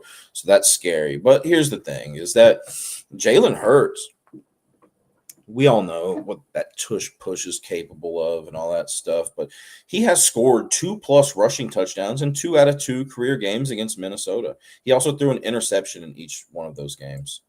So maybe not one of my favorite players to score a touchdown today or 2+ touchdowns, but I like that history. I've seen better history, though. There was a game last week where a guy, it was DeAndre Swift, who had scored a touchdown in 5 out of 5, now 6 out of 6 career games against Washington with that 55-yard reception. So I've seen better history, but if you like Jalen Hurts today, I could see him getting one or multiple touchdowns in this game. But let's talk about this game in a different lens here. Philadelphia ranks 29th in passing yards per game, and they call a high percentage of rushing plays relative to the other teams in the league. Minnesota's pass defense has been great this year. They rank second best in passing yards allowed per game. So I think, based on those factors, and Minnesota has done a great job at limiting yardage when teams are completing passes against them. They rank third best. So I think, that kind of leaves Philadelphia one-dimensional. Now, I've mentioned this on other shows. The statistics with Philadelphia are weird because throughout week after week 4, they were 4-0, but they didn't statistically pop off the charts. I was actually astonished because they didn't statistically pop off the charts. They just won games. They're winning football games. Now they've dropped their last 2, but just in that regard, I think that leaves Philadelphia somewhat one-dimensional here, and they really haven't been running the ball good this year. But Minnesota is much more vulnerable to the run. They rank 24th. Minnesota does in rushing yards allowed per game. Philadelphia ranks 25th in rushing yards per game. I think Barkley and Jalen Hurts are going to have to come up big in this one. And, I don't know necessarily what Barkley's line is, but if you like Philadelphia in this game, I think, zoning in on one of those guys is probably the way to go. Barkley versus, let me type this in my search engine here. Barkley versus Vikings game log. So it looks like he's played one career game against them, 84 rushing yards and a touchdown when he was with the Giants back in 2022. So that'd probably be, him and Hurts, man. I don't know. I don't know how else to say it. Those are the guys I'd be looking at. And then for Minnesota, they rank 19th in passing yards per game. Philadelphia is allowing big gains to teams when they are completing passes. Philadelphia ranks 26 in opponent yards per completion. Jordan Addison ranks 6th best in the NFL in yards per catch. Jefferson ranks 14th best. Naylor, 65th. So with the Eagles allowing the 9th most receiving yards to wide receivers and the 8th most receptions to wide receivers, I think these are guys that that I would like to look at going over their receiving props. Let's start with Jefferson, 78.5 receiving yards last that I saw. He went over that in 3 out of 5 games this season, 12 out of 18 games in 2024. He's gone over that in 1 out of 2 career games against Philadelphia, although he didn't record a touchdown in either one of those games. But Jefferson does lead this team in target share. Addison, last that I checked, 42.5 receiving yards. He's gone over that in 1 out of 2 games this season. As we know, he missed some time. He went over that half of his games in 2024. But he has gone over that in 1 out of 1 career games against Philadelphia. So 100%. His only game against Philadelphia, he's gone over that receiving line. And he also scored a touchdown in that game. Jordan Addison, don't let his target share number fool you, because although he ranks 4th in target share on the team, as I just mentioned, he missed some time earlier this year, and he ranked 2nd in target share in both games that he's played in this season. So, between the two, I would lean towards Addison going over the 42.5 receiving yards. I'm also seeing that a big defensive let me backtrack a little bit. Receptions allowed to wide receivers is one of the biggest positional defensive vulnerabilities for Philadelphia. It's tied with rushing yards allowed to running backs. So, maybe receptions is the way to go with Jefferson or some of those Minnesota receivers. those lines weren't up when I was checking in on this game. I looked at this game real early. I was busy this weekend, but you know, when I'm looking at Philadelphia's rush defense, it's poor. They rank 26th in rushing yards allowed per game. All right. They allow the 7th most rushing yards to quarterbacks and the 8th most rushing yards to running backs. Carson Wentz. Let's talk about Wentz here. Is McCarthy projected this? I'm seeing that McCarthy will work as the emergency third quarterback for Sunday's game against Philadelphia, according to RotoWire.com. I'm seeing that Carson Wentz will retain the starting job. Okay, so I'm expecting Carson Wentz to play in this game. Over revenge game, right? Yeah, he used to play with Philadelphia. Over under 9.5 rushing yards. He's gone over that line in 2 out of 3 games this season. He didn't go over that line at all in 2024, but he didn't play much. And it didn't look like he even played in one of those games I have in my notes. Went over this line in 1 out of 1 career games against Philadelphia. Once again, Philadelphia ranks 7th worst in rushing yards allowed to quarterbacks. And they rank 24th in opponent rushing yards per attempt. So teams are getting good-sized gains off Philadelphia when they're running the ball. But, maybe Jordan Mason's in a better spot here. I'd have to lean towards Carson Wentz going over his rushing yards, I think, more than Jordan Mason. Although I can see both, but Jordan Mason's only gone over the 68.5 rushing yards in 1 out of 5 games this season, 7 out of 12 games in 2024, and then 0 out of 2 career games against Philadelphia. So he's never been over that line, but he didn't have a carry or a target in one of those games. So I don't even know if he played in one of those games. Still, I'm leaning towards Wentz going over those rushing yards instead.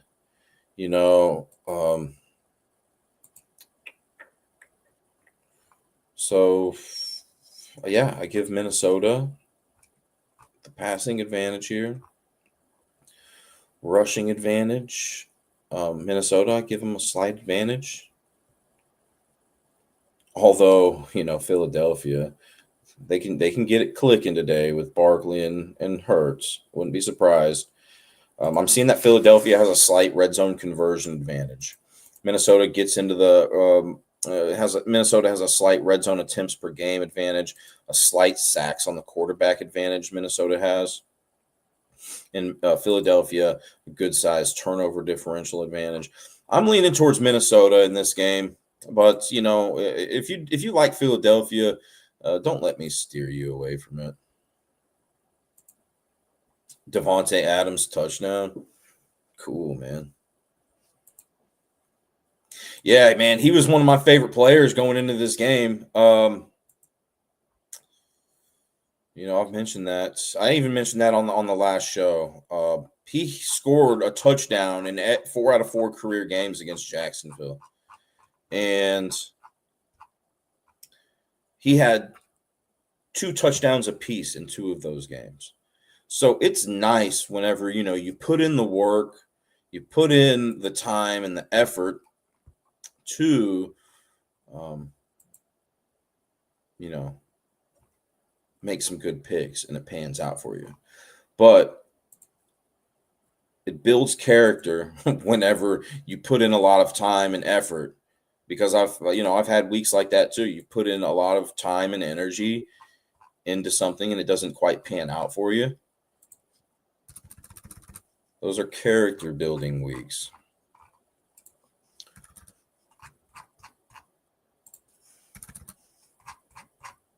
Okay. What other game do we want to talk about here? Carolina and the Jets, man. Let's talk about this one because I think this is a decent spot for the Jets to possibly win their first game.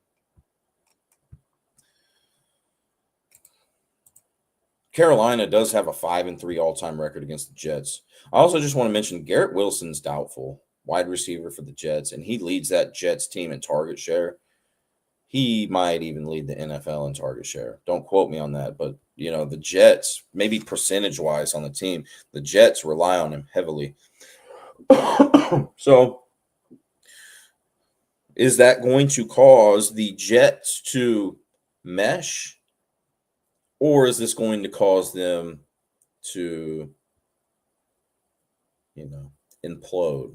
I'm thinking, sometimes, and I see it sometimes in like NBA, and you'll see it in football too, but the star player is out, everybody thinks that, the team has no chance, and then the other guys just mesh very well together. They play even better, like team ball.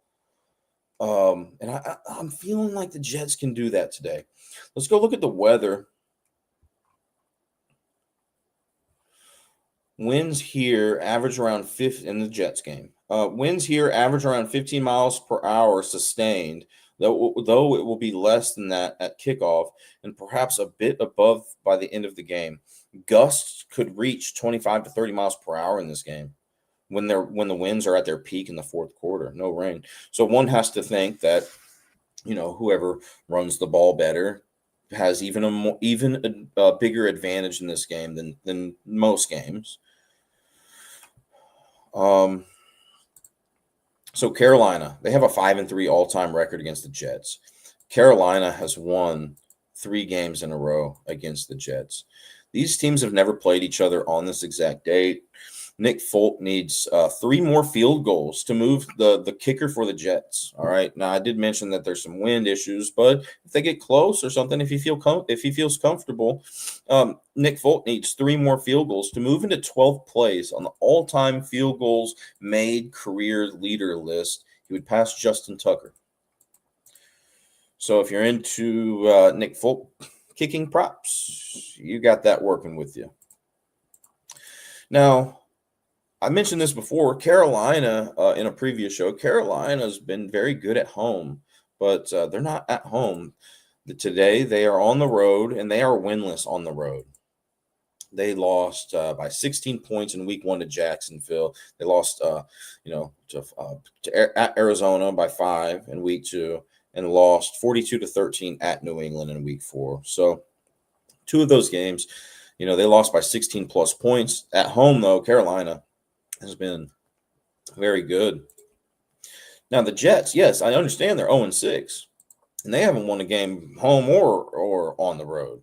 But they competed in week. Let's not forget that they competed in week 1 against Pittsburgh, which Pittsburgh and Carolina, who's the better team? I mean, I think Pittsburgh, even though Pittsburgh dropped their last game. They lost at Tampa Bay by 2 points in week 3. And Tampa Bay's playing great, considering all of their injuries.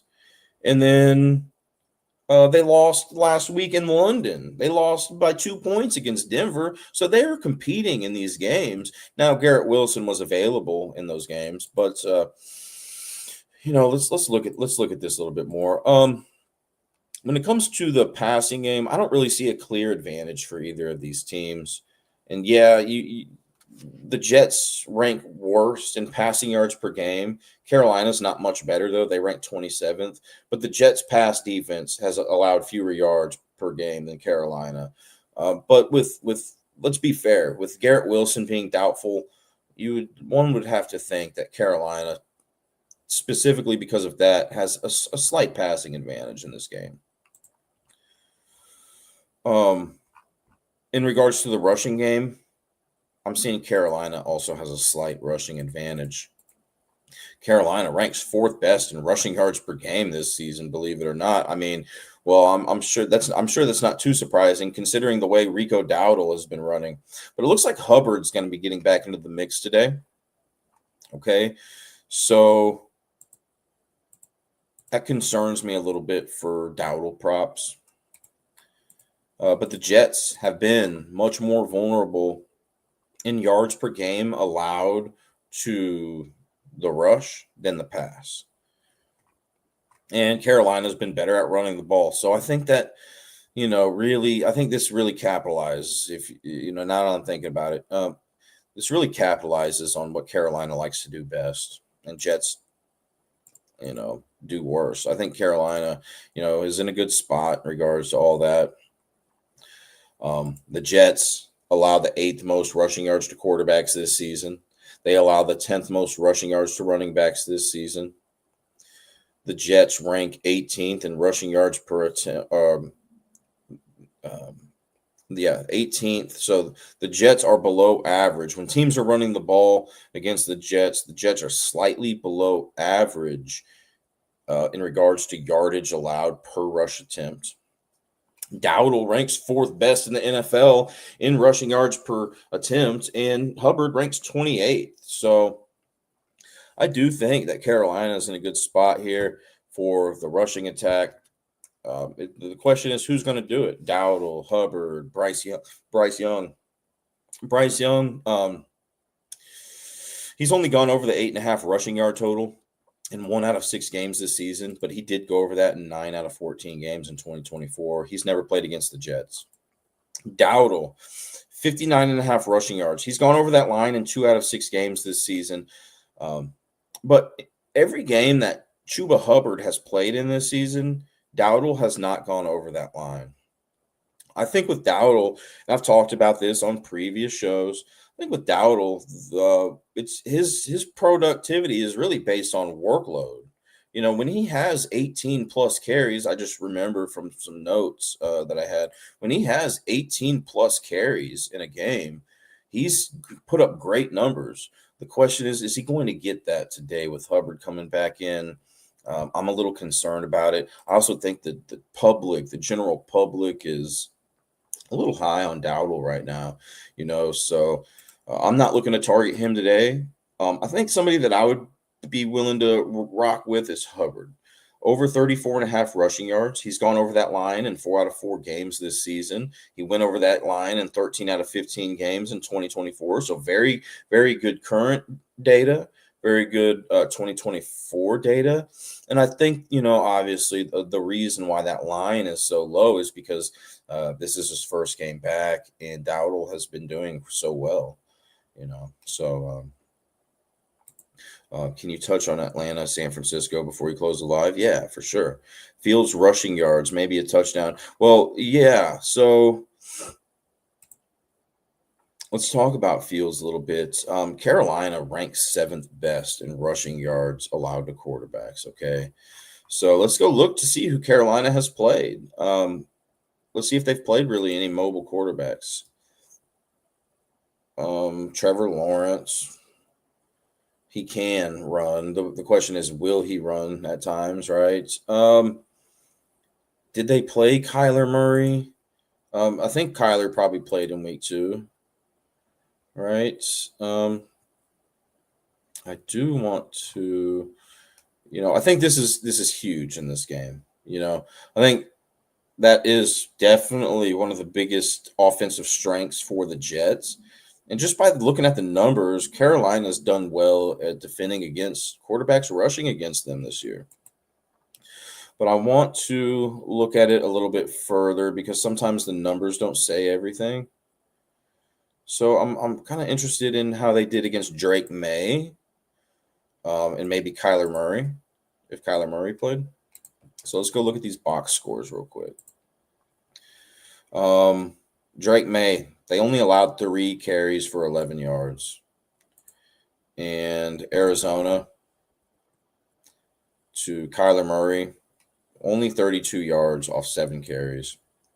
So they've done pretty good. Carolina's done pretty good at limiting rushing yards by quarterbacks. I think that's how, Justin Fields, I think he's going to have to get it done today to, compete in this game. But not necessarily a spot that I'm looking at. Now that I'm really looking at everything, guys, I think, I said that I was thinking about taking the Jets here to win their first game earlier this week. Having second thoughts on that.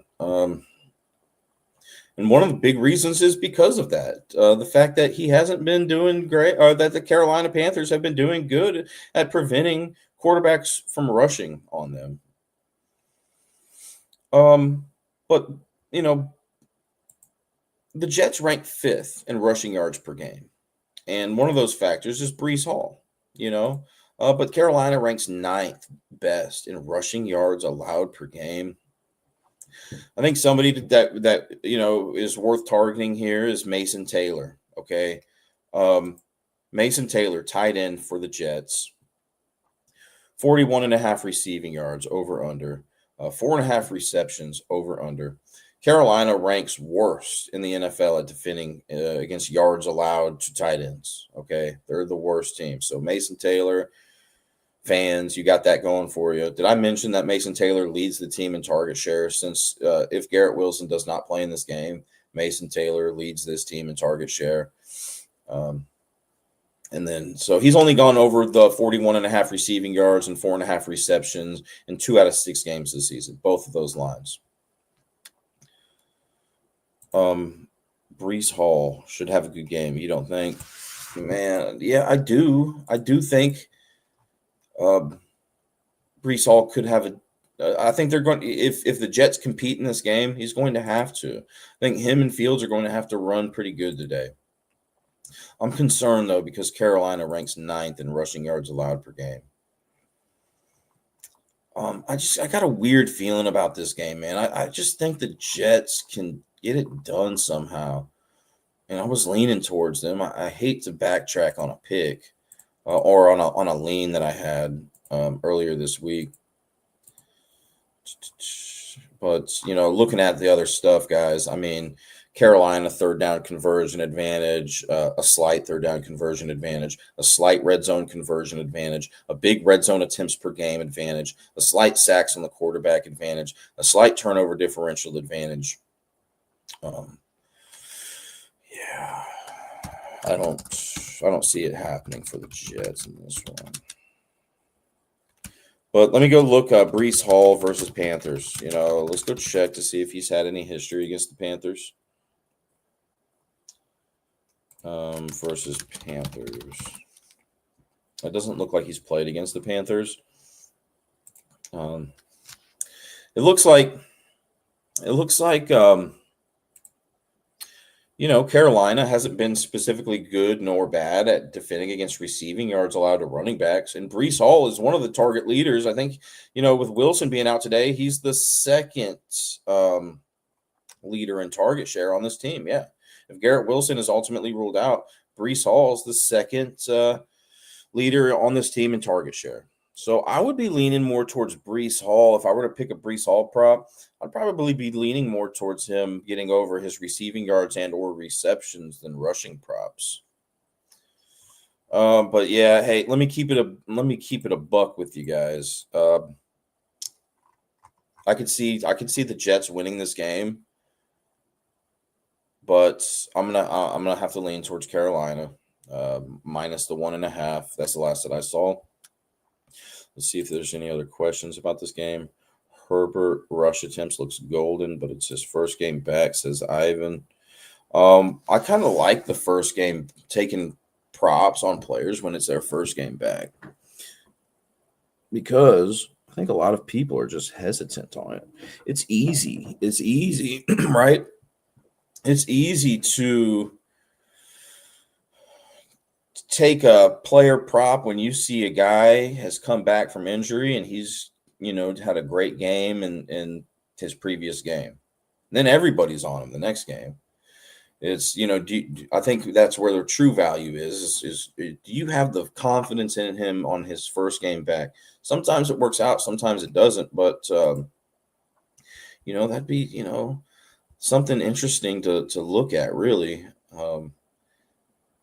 How many times whenever players come back from injury do they have a good game? And you can kind of just go, maybe on your free time, do that throughout the week next week. Just kind of browse at each game log, see who's been, injured a little bit this season and made a comeback and did well.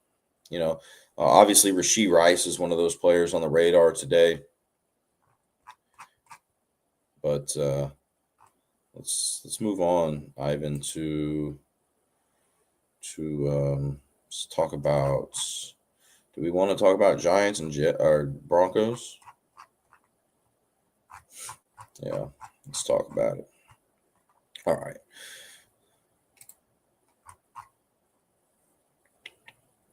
Giants at Broncos. The all-time series is tied between these two teams, 7-7, between the Giants and Denver. Denver's favored by 7 last that I checked.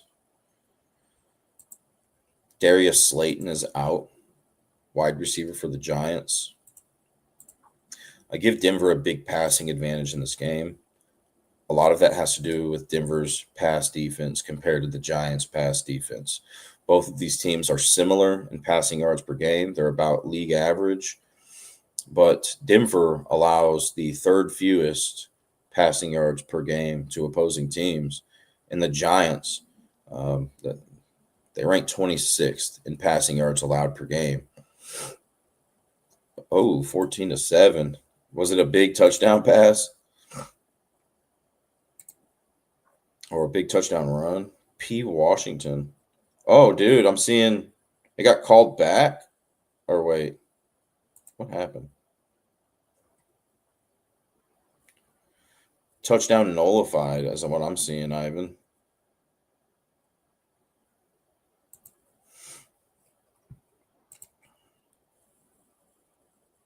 I think it may have been they may have called a flag on them. But yeah, so Giants, yeah. Giants ranked 26th in passing yards allowed per game. All right.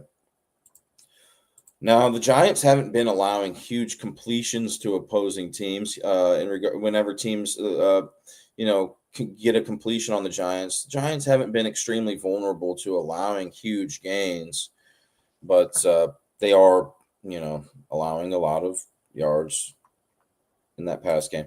Now the Giants' biggest positional defensive vulnerability, and let me just clarify what I'm saying about positional defensive vulnerability. Some of you may be like, what are you talking about? So what I do is look at each position. For instance, in this case, the Giants. I look at the passing yards allowed to quarterbacks, receptions, and receiving yards allowed to running backs, receiving yards allowed to wide receivers, receptions allowed to wide receivers. And this is not on a per game basis. This is out throughout the entire season. So how many yards they have allowed throughout the entire season, the total yards. And then I rank it compared to the other teams in the league. So just because, let's say, because some of you may be like, well, Denver, what are you talking about? Denver allowed, 200 receiving yards to wide receivers last week, but they only allowed 24 receiving yards to running backs. So where are you getting this information? But I'm comparing it to the other teams in the league. So it's on like kind of a rank system is what I got it on, if you will. So, if Denver ranks, so they do, but if they rank 9th worst in receiving yards allowed to running backs, they may allow more yards to wide receivers. But compared to the other teams in the league, Denver ranks 8th best in receiving yards allowed to wide receivers. So hope that clarifies some things if you guys were confused on that. But anyways, the Giants, 2 of their biggest positional defensive vulnerabilities are receiving yards to wide receivers and receptions allowed to wide receivers. Denver has a pretty balanced play calling in regards to, are they going to run the ball or pass the ball? They rank 17th in the NFL in passing play percentage. So they're a very balanced team in that regard. The Giants rank worst in the NFL in receiving yards allowed to wide receiver and rank worst in receptions allowed to wide receivers. So Sutton, excuse me, Sutton ranks first on this team in target share, but Troy Franklin is not far behind him. And Troy Franklin's receiving yardage is much less than Cortland Sutton. Yes, I could see Sutton going over the 63.5, which, by the way, was at 56.5 when I first checked. I don't know what it is right now, but last that I saw, it was at 63.5. I think it was on Friday when I looked. Sutton's gone over that in 3 out of 6 games this season, the 63.5 receiving yards. Went over that in 3 out of 6 games this season. Went over that in half of his games in 2024. But he hasn't gone over that in his only career game against the Giants. I think that I'd be looking more for Franklin to go over the receiving yards, since it's, 31 yards fewer, 32.5 receiving yards. He's gone over that in 4 out of 6 games this season. Only went over that in 2 out of 17 games in 2024, but he has an increased role this season. He's never played against the Giants. And once again, he does rank second on this team in target share. Sutton also has more favorable history, current data, 2024 data, than in regards to the receptions and receiving yards. Sutton has gone over the receptions in 4 out of 6 games this season. So he's had 5+ receptions in 4 out of 6 games this season, and then went over that line in 11 out of 18 games in 2024. He did go under that line in his only career game against the Giants as well. But yeah, I would lean towards the Sutton receptions, and then Franklin receiving yards, and then we'll talk about the run game in a second. Denver's biggest positional defensive vulnerability is receiving yards allowed to running backs. So Cam Skattebo, I don't have really much history to work with here, but last that I checked, over under 18.5 receiving yards. He went over that in 2 out of 6 games this season. All right, so and Denver ranks 9th worst in receiving yards allowed to running backs. So yeah, so Skattebo receiving yards is probably, where I would look for this Giants team. And now the Giants do rank 24th in passing play percentage, so they're calling a high percentage of rushing plays compared to the other teams in the league. But Denver's pass defense is really good, or not in pass defense. Where was I getting at? The fact that the Giants are projected to be trailing in this game, they're 7-point underdogs. One has to think, I think that, the Giants may be forced to throw the ball in this game against Denver's third-ranked passing yards allowed per game defense. And, which makes me like the Skattebo receiving yards maybe a little bit more. Okay. So, rushing. Denver, man, I mean, Giants are better at rushing the ball this year than passing. They rank 18th in passing yards allowed, or passing yards per game, and the Giants rank 9th in rushing yards per game. But Denver's defense, man, they rank 6th best in rushing yards allowed per game. So I think Skattebo and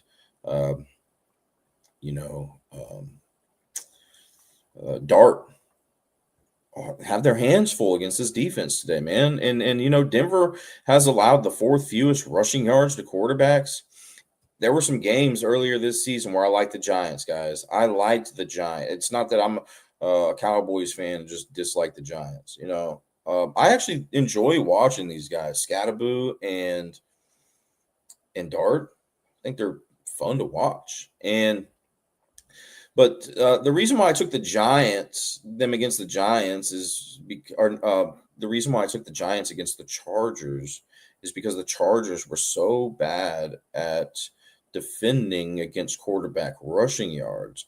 Denver ranks 4th best in rushing yards allowed to quarterbacks. So I really think it's going to come down to Skattebo and how well he can run, or pass catch. And then one has to think, that Denver can call a few more rushing plays in this game. And the Giants rank 22nd in rushing yards allowed per game. Opponents are getting big gains off of the Giants when they are running the ball against the Giants. The Giants rank 29th in opponent rushing yards per attempt. The Giants have allowed the 10th most rushing yards to quarterbacks and the 9th most rushing yards to running backs.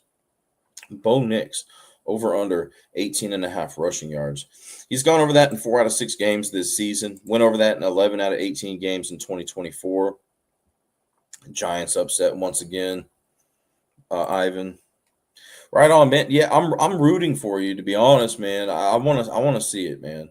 I think Dart, he looks great against Philadelphia.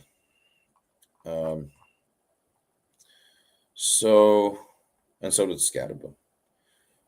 Bo Nix rushing yards over under 18.5 last that I saw. He's gone over that in 4 out of 6 games this season. Went over that in 11 out of 18 games in 2024. He's never played against the Giants, but he's averaged more rushing yards per carry on turf than grass this season and in 2024.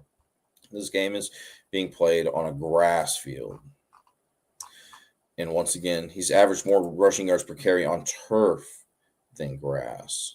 So I'm concerned about that in regards to the Bo Nix rushing yards. I think, and I've been going to this a lot this season, but, I think somebody I'm really looking at in this one is J.K. Dobbins over the 61.5 rushing yards. He's gone over that in 5 out of 6 games this season, 6 out of 14 games in 2024. He's 1-2 to the over in career games against the Giants, and Dobbins has also had 1 touchdown in 1 out of 2 career games against the Giants. Obviously, R.J. Harvey rushing yards I could see. But, the reason why I really like Dobbins is not only has he gone over that line in 5 out of 6 games this season, and he's proven to do this against the Giants in the past, but he ranks 15th in rushing yards per attempt. And once again, the Giants allow the 4th most rushing yards per attempt. So I could see Dobbins breaking out for some big gains in this one. The no clear third down conversion advantage. Denver, big red zone conversion advantage. Giants, a good size red zone attempts per game advantage. Denver, big sacks on the quarterback advantage. That's where this Denver team is dangerous, is protecting Bo Nix and attacking opposing quarterbacks. Denver ranks first in team sacks per game. The Giants ranked 21st in quarterback sacks allowed per game. Maybe that number has changed a little bit since Dart's taken over, but I'll let you be the decider on that. But the Giants rank 18th in team sacks per game, and Denver ranks second best in QB sacks allowed per game. So once again, Denver's been protecting Bo Nix very well. I think that's what separates Denver from a lot of teams, protecting Bo Nix well and getting after the quarterbacks. And once again, I just want to reiterate that teams were 10-3 in week 6. So last week, teams were 10-3 when they had a sacks advantage, and I see that Denver has a big sacks on the quarterback advantage in this game. Give me Denver. I am a little concerned about the spread. Let's go look at ATS NFL. By the way, let's go look at those trends, because we're starting to get a good sample on which teams are good at covering and which ones are not.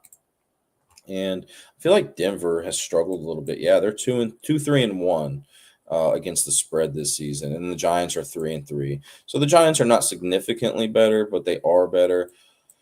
The worst team against the spread is Baltimore this season. And then there's multiple teams that are 4-2 against the spread. We still don't necessarily have the data that we need with that. I'd have to still lean towards Denver minus the 7 in this game. And let's move on. And do you think we'll see Russell? Sorry, I haven't just seen your comments. I'm gonna take a drink here.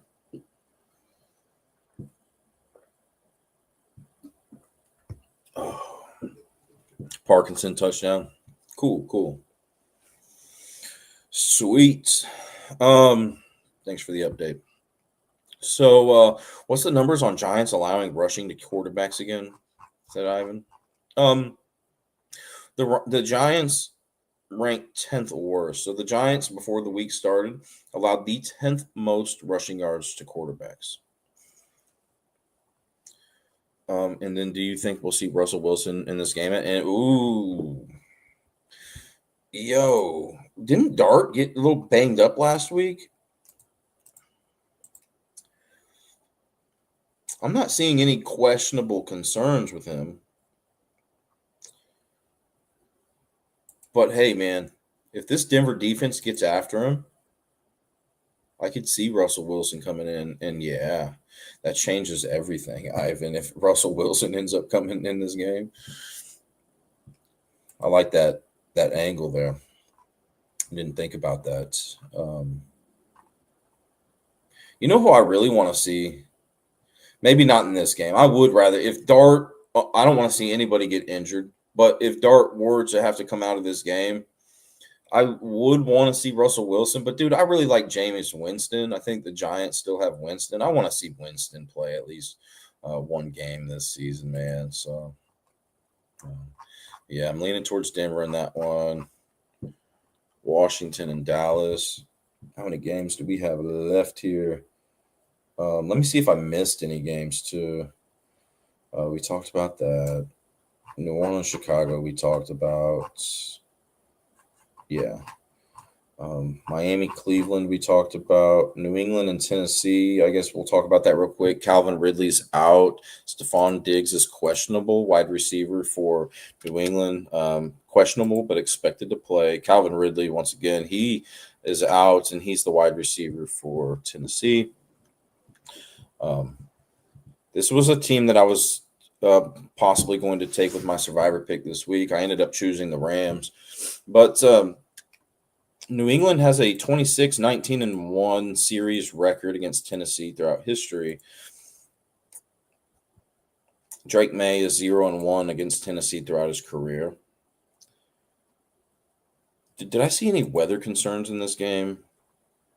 Yes. Rain pregame, according to rotogrinders.com/weather/NFL. There's projected to be rain pregame, nothing more than a brief shower possible in game. Winds should be a bit over 15 miles per hour sustained around kickoff, but holding at 15 miles per hour most of the game. Gust 30 miles per hour early, 25 miles per hour late game. That's enough to impact some deeper throws and kicks. And it could be a slight bump down to the passing attack. Okay. And, I do see that New England has a big passing advantage. So in that regard, that's good for the Tennessee Titans to possibly pull off an upset in this one. So that makes me instantly want to look at, who's running the ball better this year. Well, not only is New England rushing the ball better in regards to rushing yards per game, but New England's rush defense is much better. New England ranks fourth best in rushing yards allowed per game. Tennessee ranks 25th in that department. And then Tennessee ranks second worst in rushing yards per game, which really isn't surprising.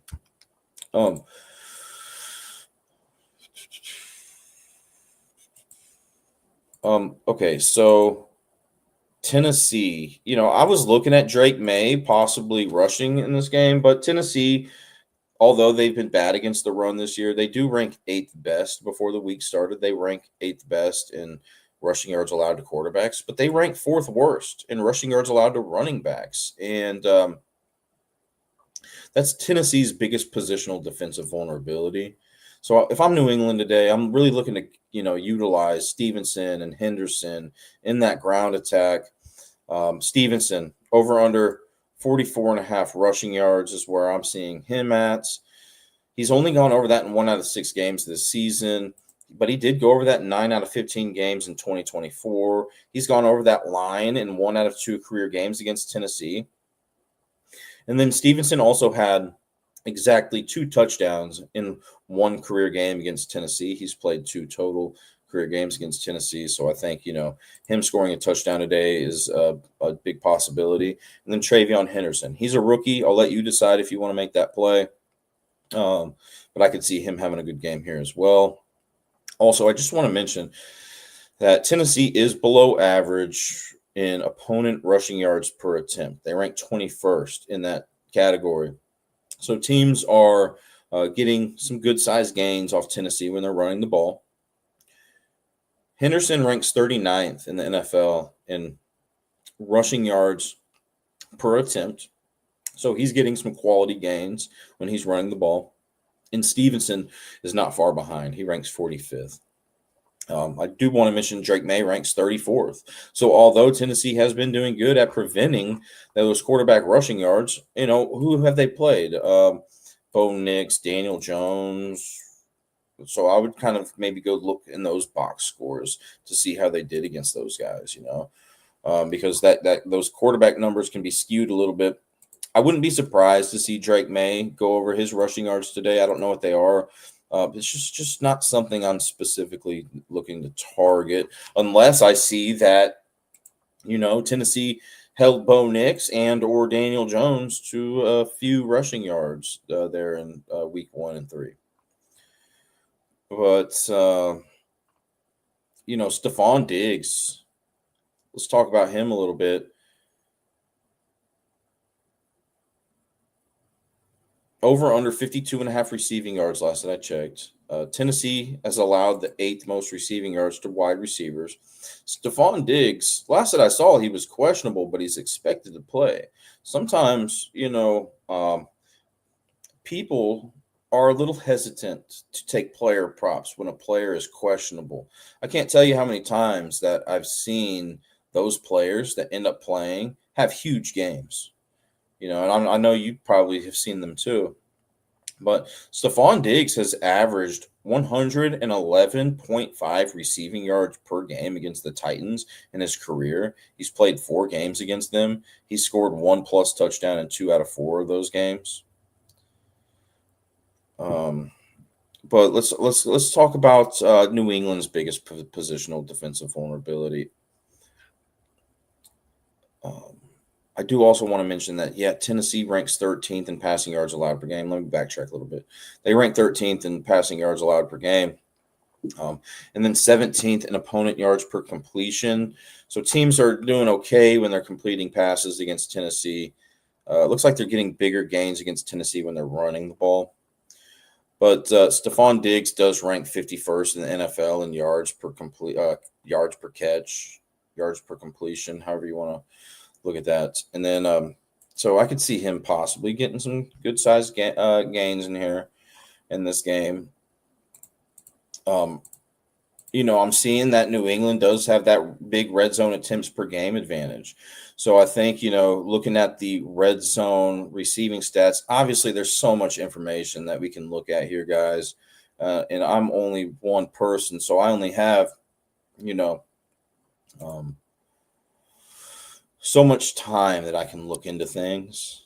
I can't look at these games as in depth as some other games. But when we're looking at New England, I want to see who they're targeting when they do enter the red zone, right? Looking at how they're abbreviating this. Okay. Hunter Henry looks like he leads this team in red zone percentage targets of percentage of total team pass attempts in red zone targeted at this player. Hunter Henry ranks first, and then it's Diggs tied with Douglas. So I would say Diggs anytime touchdown is on the radar. It would be nice if he was the number 1 red zone target, though.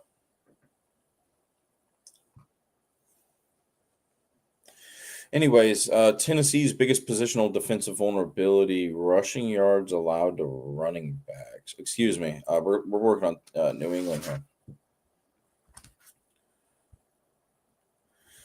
Receiving yards allowed to tight ends. New England.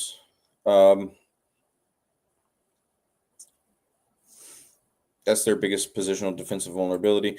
One would think that Tennessee would have to pass the ball a little bit in this game to compete. And Okongwu, I don't know what his over/under receiving yards is, but with Ridley being out, I think let me double check this. He ranks 2nd on the team in target share with Ridley being out. Yeah.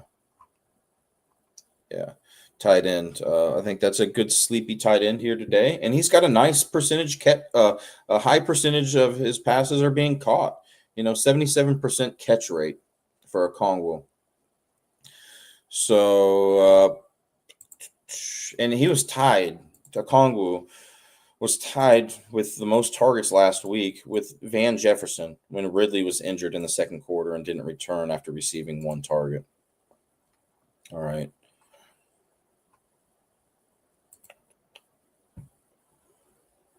Oh, Adams got a second. Yeah, man. Yeah, Adams, man. He was just looking real good in this game to me. I mentioned that on previous shows. The one earlier this week. Might have to take a break here for a second, guys. Let me let me take a small break. Let me get up and stretch for a second. I'll be right back.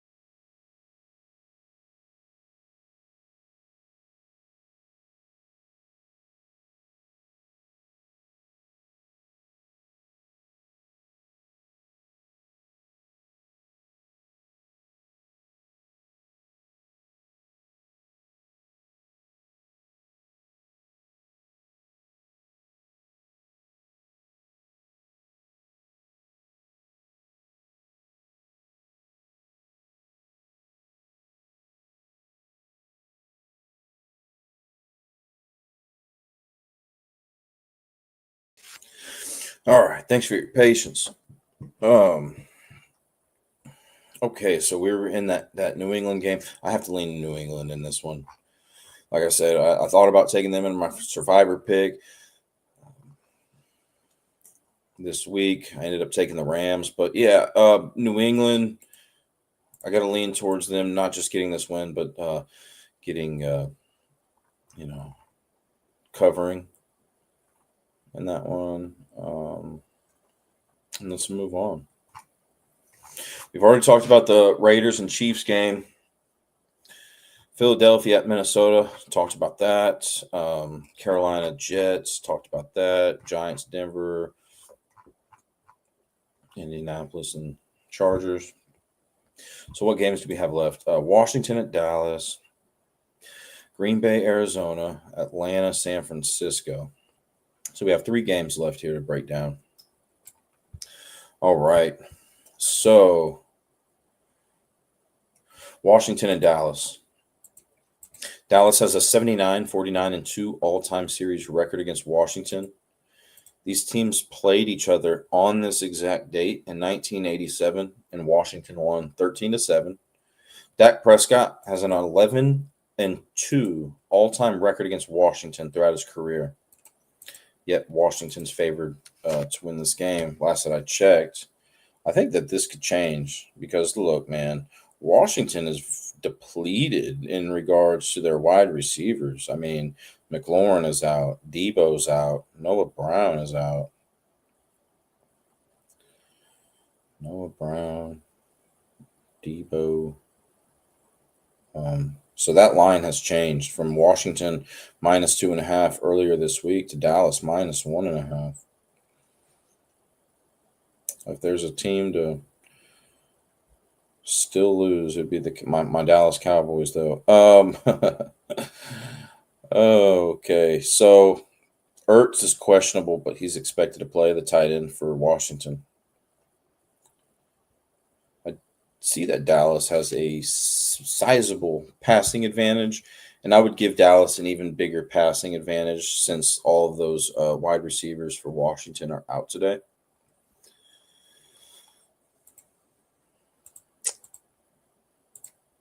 But if there's anybody that can get it done with nobodies against,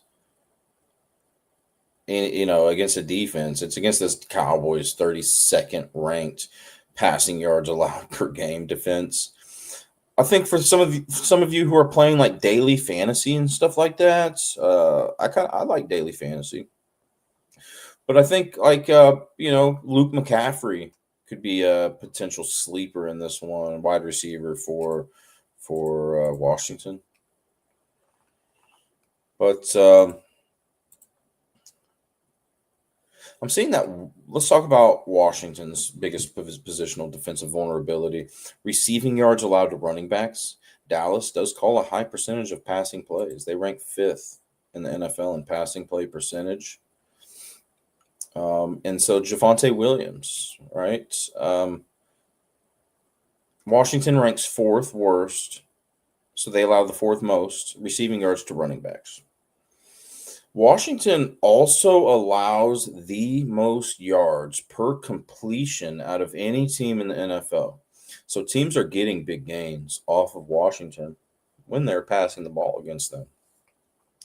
Javonte Williams, over under 15.5 receiving yards last I checked.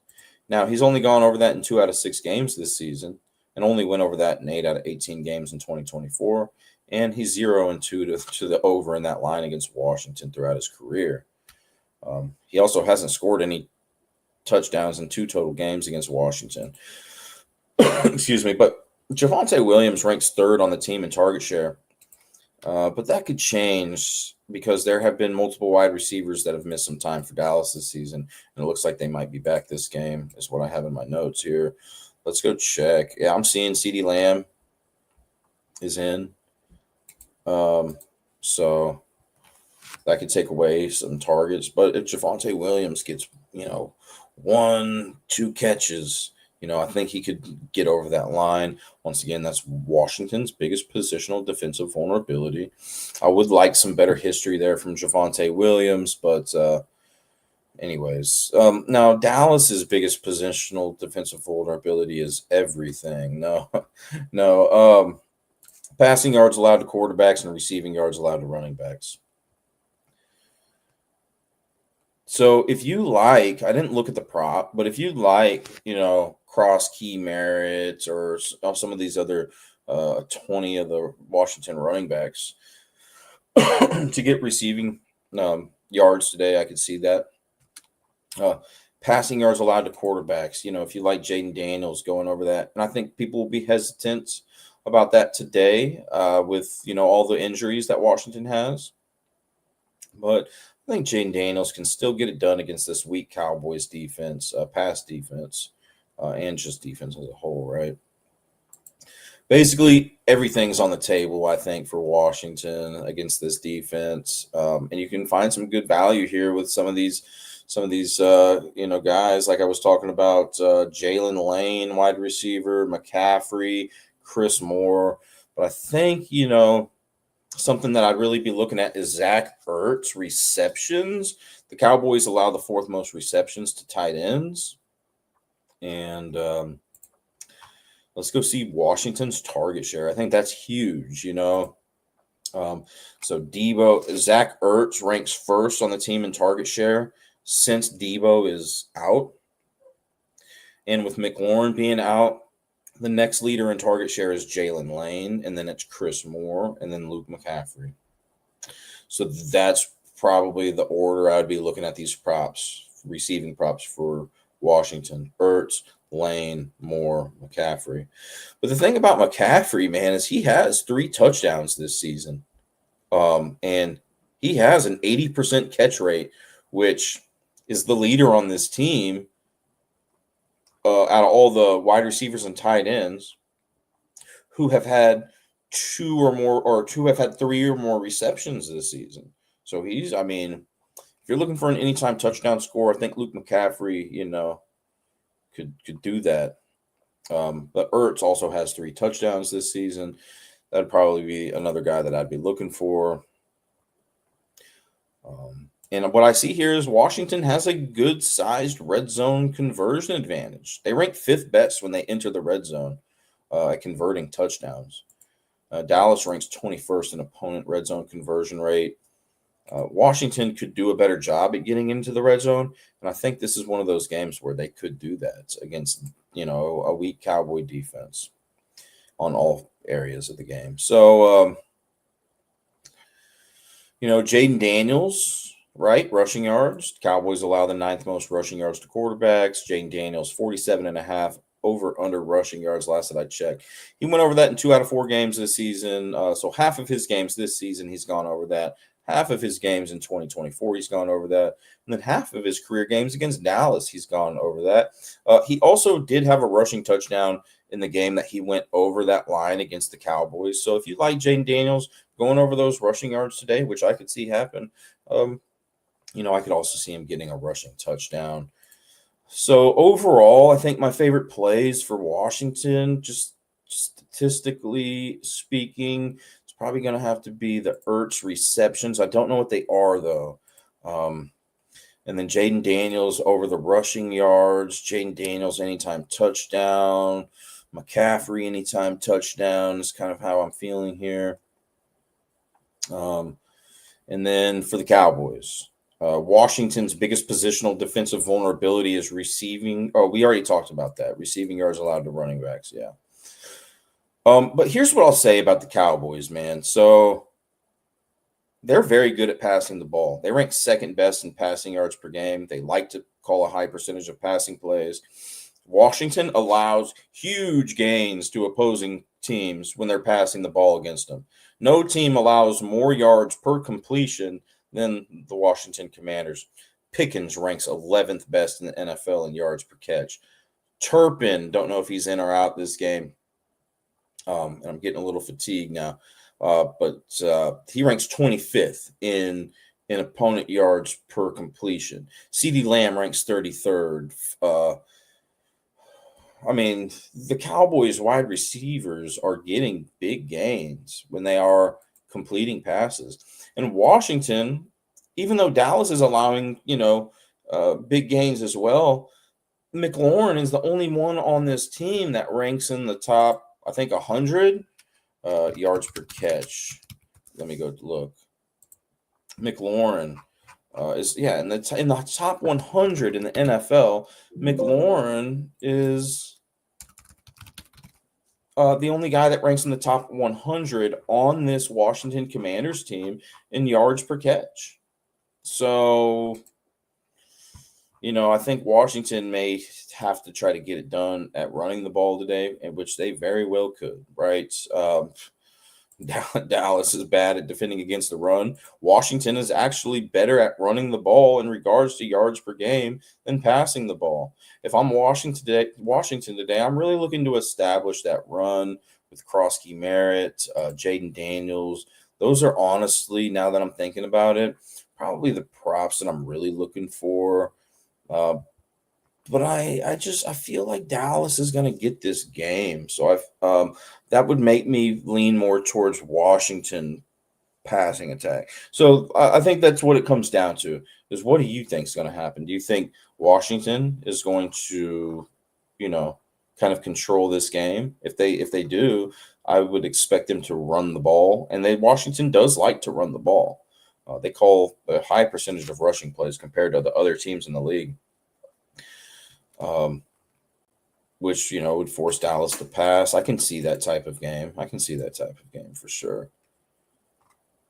So yeah, I would probably have to lean towards Washington's rushing attack more than Dallas's rushing attack, and then Dallas's passing attack more than Washington's passing attack. I got to lean towards the Cowboys getting this victory today, winning by 2+ points. And I think what it comes down to is what's the history with the Cowboys versus Washington. I don't know, dude.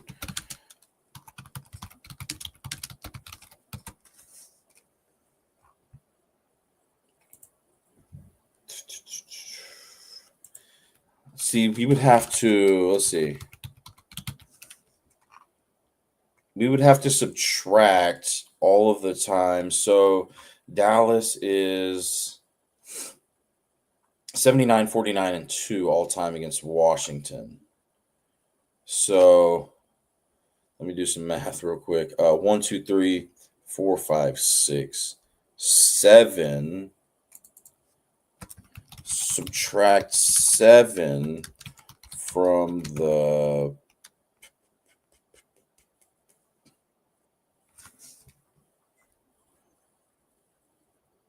1, 2, 3, 4, 5, 6, 7.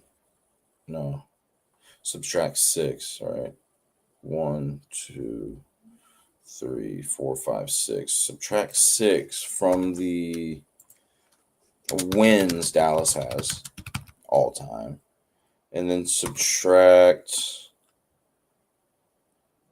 1, 2,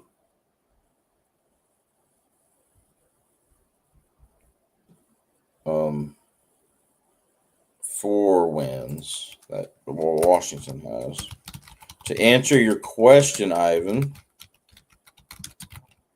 the Dallas Cowboys are 73, 45, and 2 all time in that situation. All right. Yeah, I got to lean towards the Cowboys here. Now, I'm a Cowboys fan. I could be a little biased, and I've mentioned this on previous shows. Every time I feel like the Cowboys are going to win a game, they lose. Every time I feel like they are going to lose a game, they win. This is a game that I feel like the Cowboys should win, so don't be surprised if they lose. I mean, I don't think you'll see any other no-namers have a huge day in any other game than this one for Washington. Guys you've never heard of.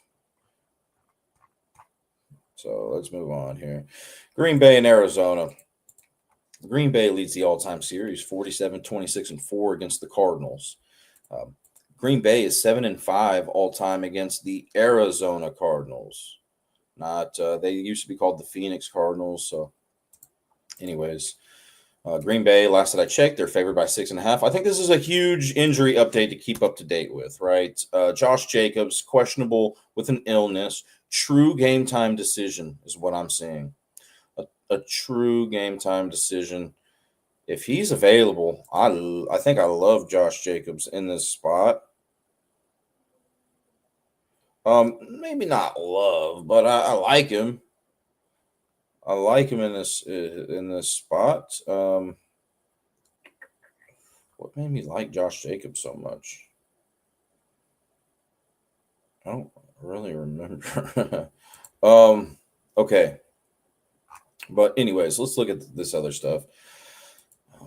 Emmanuel Wilson is what I'm seeing. He should get the start if Jacobs is out. Kyler Murray, doubtful. Jacoby Brissett should get another start in this game. I think when teams, and we saw this against the Colts last week, I think when teams start a backup quarterback that people are not too familiar with, you could see the underdog covering and possibly that underdog winning more. It seems like that happens quite often. I don't have a statistic on that. But anyways, Zay Jones is questionable. Wicks, he's the wide receiver for Arizona, by the way. Wicks, wide receiver for Green Bay, is questionable. DeMercado out, running back for Arizona. All right. So let's look at the passing game here. I see Green Bay has a big passing advantage. But Green Bay calls a very high percentage of rushing plays. They call the second highest rushing plays out of all teams in the league. But Green Bay, I think if they're forced to, they can absolutely get it done through the air. Jordan Love in this passing attack ranks 10th best in passing yards per game, which is pretty impressive. When you're running the ball, when you're calling the second highest percentage of rushing plays and you're ranked 10th in passing yards per game, tells me that your offense is pretty efficient. You know, um, Arizona also much more vulnerable to passing yards allowed per game than the rushing yards allowed per game. They rank 28th in passing yards allowed per game.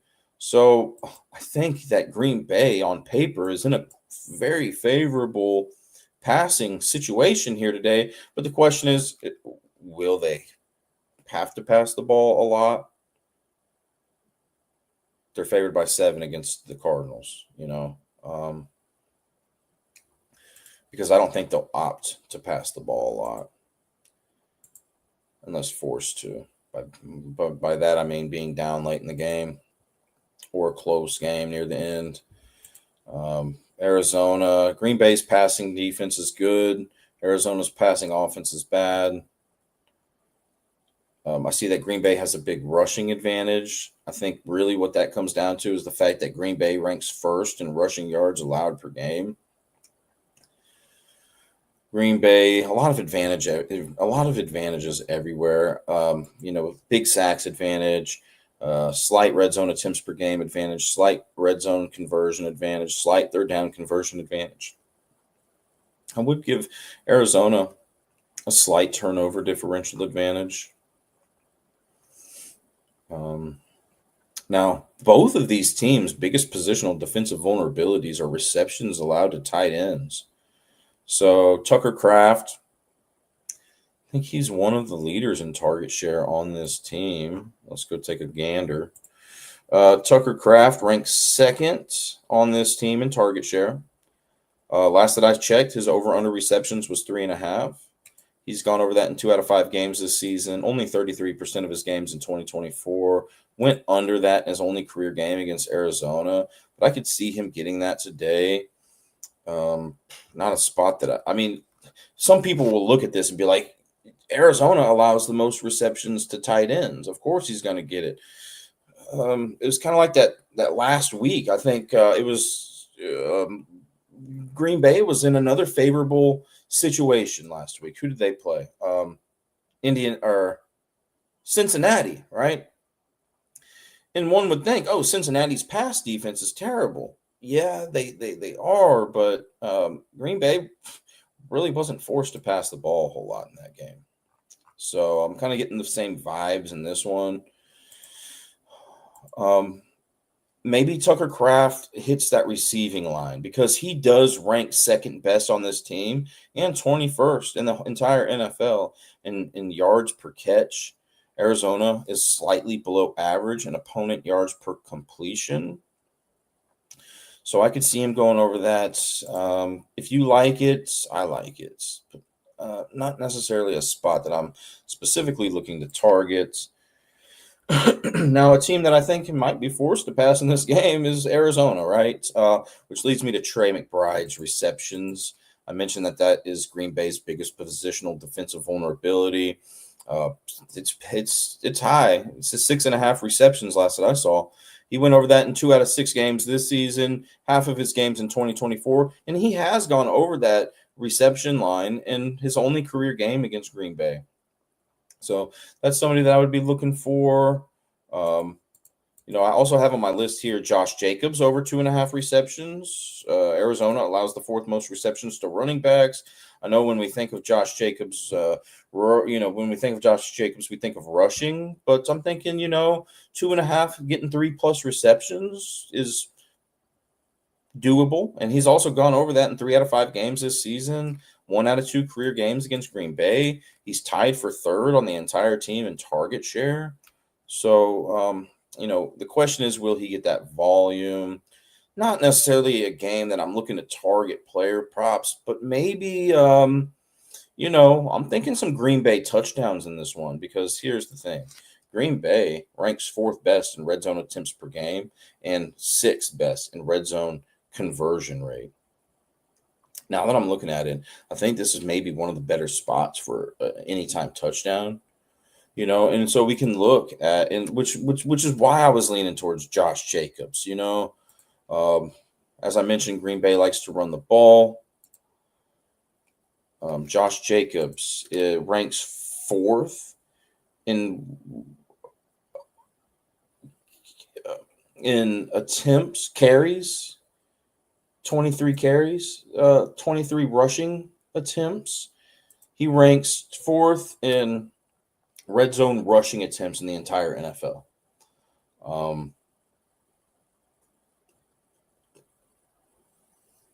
And in regards to receiving, if you're looking for a receiver for Green Bay,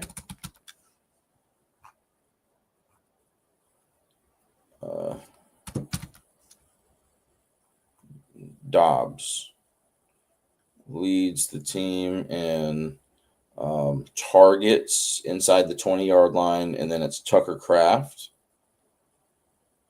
We already talked about Kraft a little bit. We talked about how that was a vulnerability in this Arizona defense. Receptions allowed to tight ends. So, I'd maybe have to lean towards Tucker Kraft getting that touchdown. But, Josh Jacobs, if he's available, is probably my favorite play in that one. All right. What up, Charby? I have Jordan Love in a parlay for 10.5 rushing yards. Is he hitting it? Let's see. Arizona ranks 6th best in rushing yards allowed to quarterbacks. All right. So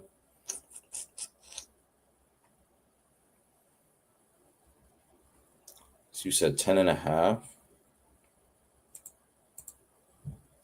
Arizona 10.5. 10.5. Jordan Love.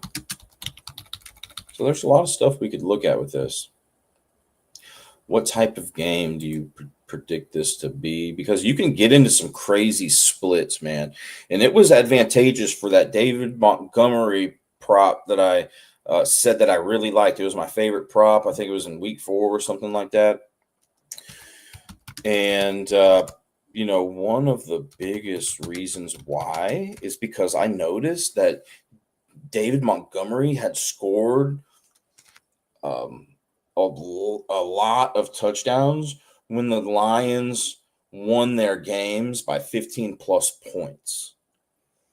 So, let's say that Jordan Love, let's say that, Green Bay wins this game by a lot.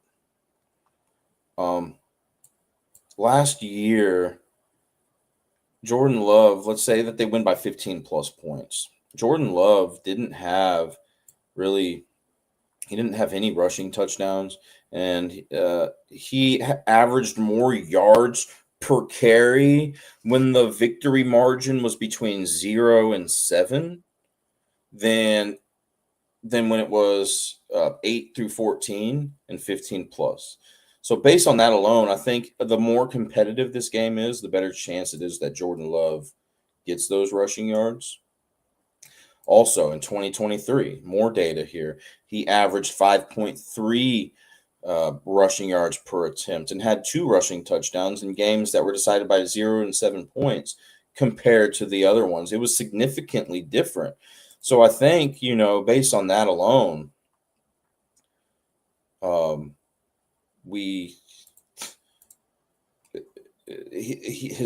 historically, he has done better when the more competitive the game is, the better Jordan Love has done at rushing the ball per attempts and getting touchdowns rushing the ball. Another thing we can look at is what type of surface is this being played on? Being played on grass. Okay.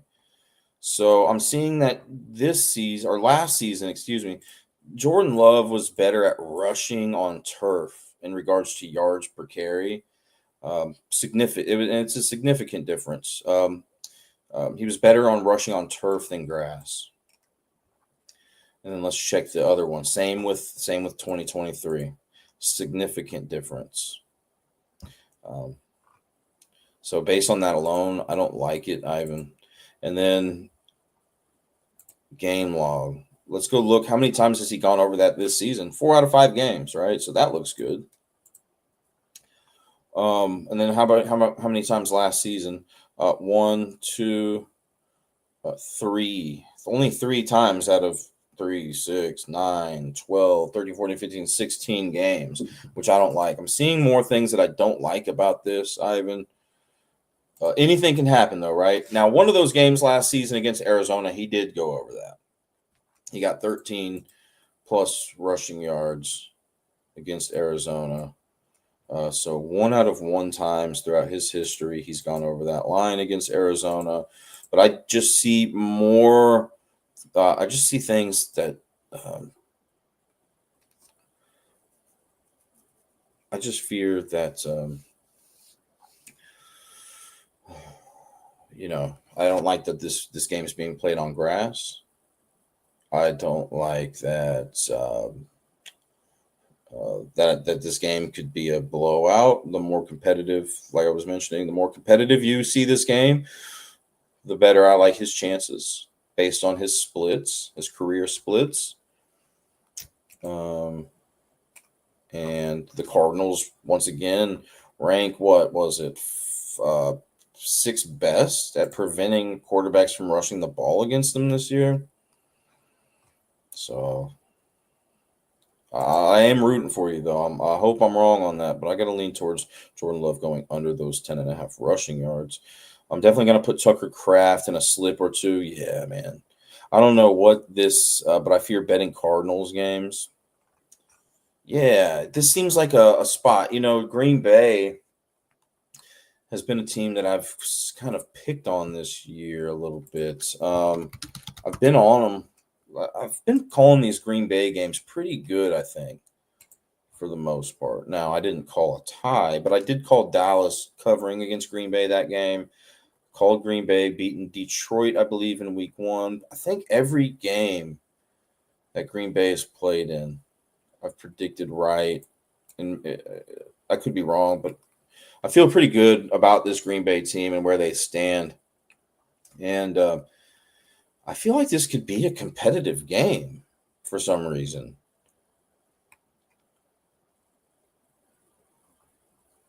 Am I wrong for thinking Jacoby Brissett gives the Cardinals a better chance to win than Kyler Murray? Is that a crazy statement?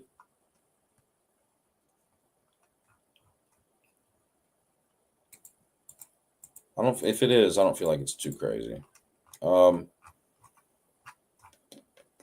Give me Arizona to cover that +7 today.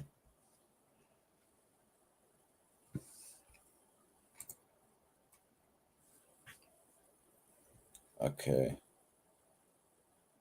I think that's what the line is. I'm checking. +7, +7. Okay, yeah. Arizona +7 at the crib. Yeah. So I think, people are kind of sleeping on Arizona a little bit and maybe a little too high on Green Bay. I do think Green Bay is a very good team, but it seems like sometimes they play down to their opponents. Now, their biggest margin of victory this year was against Detroit, which is the best team that they've played this year. And then against these other teams, Cleveland, Dallas, and Cincinnati, they didn't win by 10 plus in either of those games. So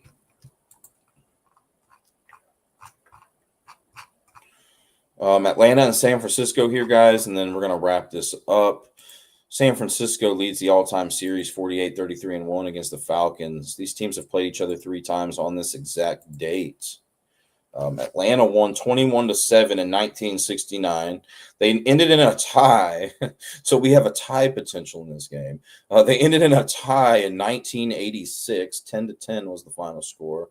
And then San Francisco won 35-28 in 1997. Last that I checked, San Francisco is favored by 2.5 points. The over-under is 47.5. The Falcons carry a 3-2 record into this meeting, and the 49ers 4-2. I'm seeing that Brock Purdy is still out. Mac Jones is projected to start. Pearsall out. Wide receiver for San Francisco is what I am seeing here. And then, passing advantage, I got to give it to San Francisco. Yes, Atlanta ranks first in passing yards allowed per game. I know that they have a good pass defense, but San Francisco, believe it or not, ranks first in passing yards per game. And, Atlanta has been doing decently. They're above average in passing yards per game. They rank 12th. But San Francisco, they do rank 18th in passing yards allowed per game, so slightly below average. So it's like, really, what do you think is the bigger advantage, right? I give the advantage to the team who ranks first in passing yards allowed per game, even though they're going up against the number one pass defense, than Atlanta, who ranks 12th, but are going up against a slightly worse pass defense in comparison to their passing offense. So overall, I do give San Francisco a slight passing advantage. Maybe you interpret that differently. I wouldn't hate on you if you did. Okay, so it's tough for me to find a positional defensive vulnerability for Atlanta because not only do they have a really good defense, much like Cleveland, but they had a bye week in week 5, which really, probably makes some of these numbers for Atlanta look a little bit better than what they really are, because I'm not going by a per game basis. The source that I have, it would be nice to see per game data, but the source that I'm looking at, which is fantasy.nfl.com, they don't have it as a per game basis. They have it as a total, and I can't filter it to per game. And if I can, I don't know how. So San Francisco's slight passing advantage, but what I do see is that San Francisco's biggest positional defensive vulnerability is receptions allowed to running backs. So if you like, who's a pass catching back for Atlanta? Let's go take a look. Let's go look at their target share. Robinson, and not only, not only is Robinson, not only is he leading this running back corps in target share, but he's the second leader. He's not far behind Drake London in target share. Drake London has, actually, no, I'm mistaken. Drake London does have a lot of targets, but isn't Atlanta getting somebody back today? Was it Mooney that was maybe coming back? Yeah, I'm seeing Mooney's questionable here, but I'm seeing that it looks like Mooney might be playing in this one, which could take a little bit of targets away from Drake London, Robinson, Pitts. You know what I mean? So, I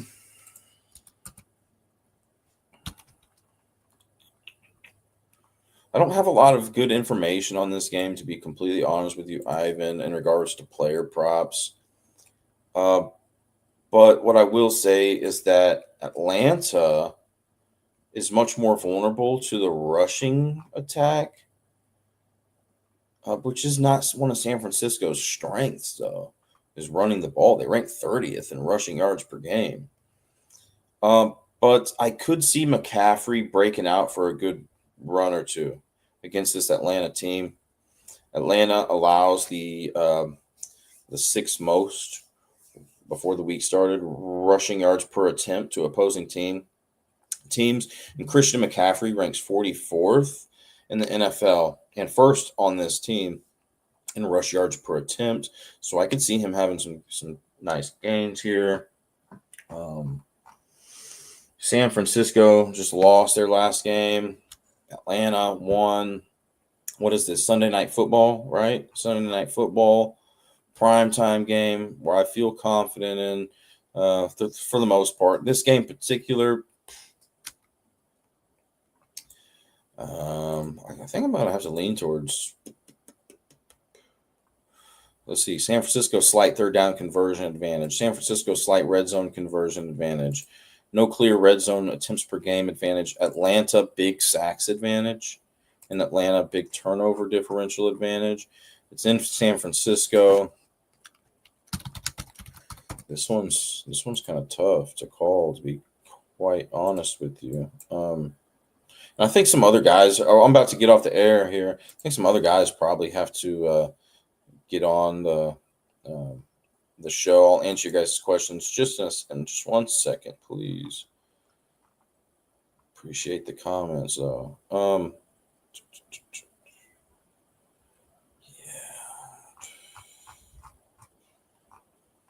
I don't know. I really don't know in this one, guys. Right now I'm leaning towards San Francisco slight passing advantage. Atlanta big rushing advantage is what I'm seeing. Atlanta big rushing advantage. I'm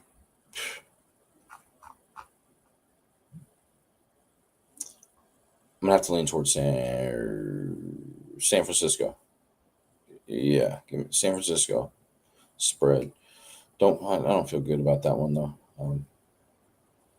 Okay, what are the questions we have here? I don't know. I'm running back with Tyler Algier. 7.5, 8.5 rushing attempts. Yeah. So who did we do that against? We did that against Buffalo last week, and Buffalo running back attempts allowed to running backs this season. Buffalo is about middle of the pack, and San Francisco rushing attempts allowed Sanford by running backs. San Francisco, where are they? San Francisco rushing attempts. Oh, they're slightly worse, Ivan. San Francisco is slightly worse than Buffalo in regards to running back rushing attempts. I like it again. I don't blame you for going back to that spot, Ivan. Let me highlight that that comment that you had. Kittle is back, correct? Asks Ivan. Let's go take a look here. Yeah, Kittle time. Off the IR, cleared for Sunday. I would look to see if if he's limited in any capacity. I'm not seeing anything stating that right now. And then what were some other questions here?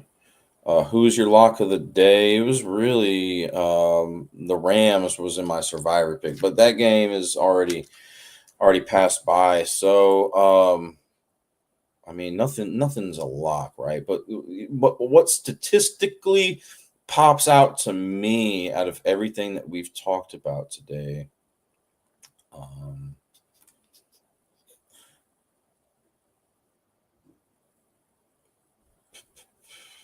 I couldn't tell you on the spot, to be honest with you. There were some things that I liked throughout the show, and I'm feeling fatigued right now, to be honest with you. And I'm not complaining. I just want to let you guys know, like my state of mind and everything. I think that's important for you guys to know. You know.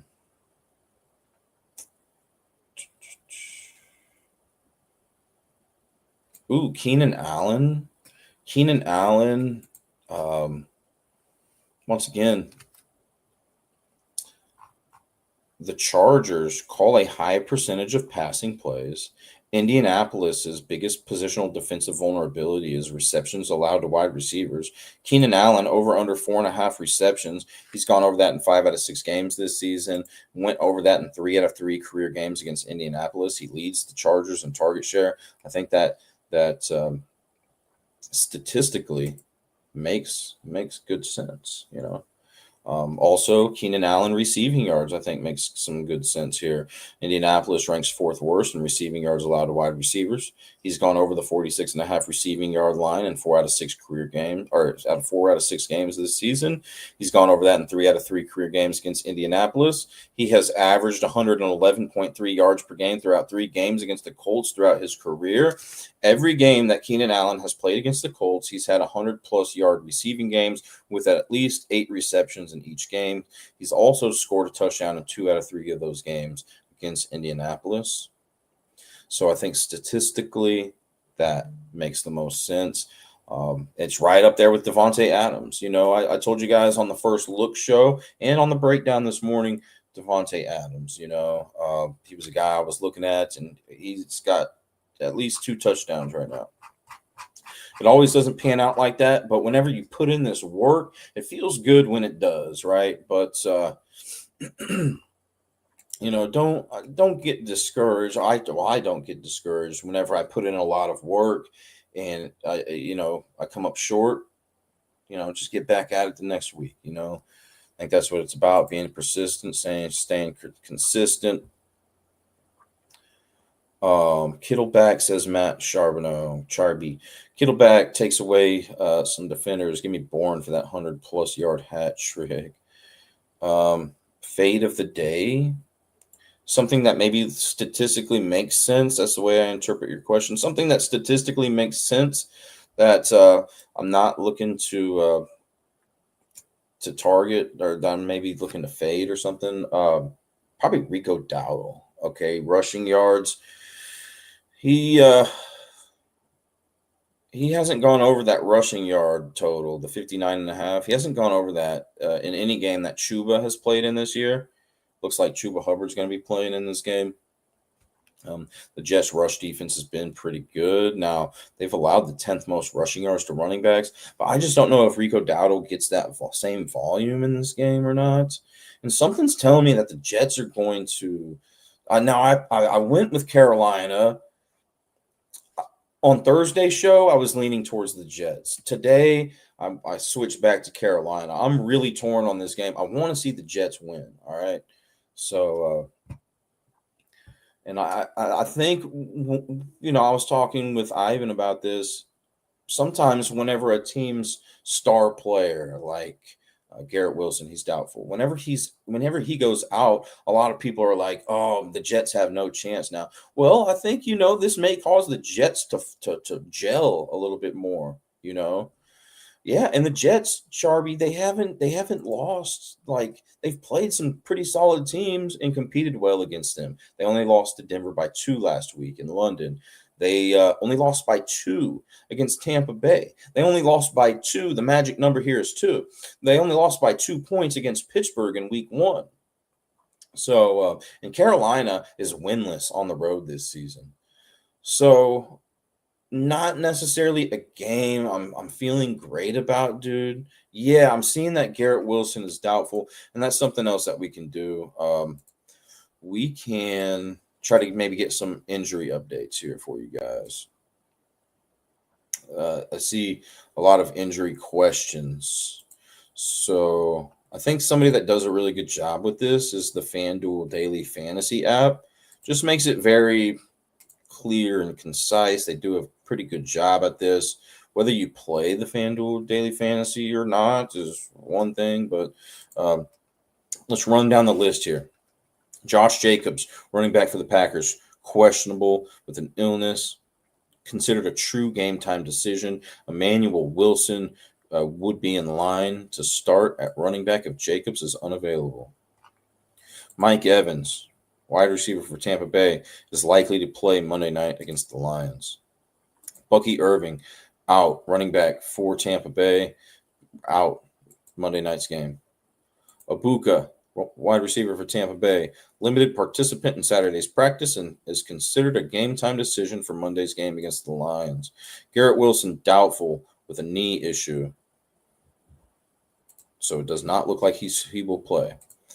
Kyler Murray is not expected to suit up for this game against Green Bay. Jacoby Brissett is in line to start again. Brock Purdy, quarterback for San Francisco, out. But the 49ers are hopeful that the quarterback will return to the lineup in week 8. So who's been handling those duties? Mac Jones, right?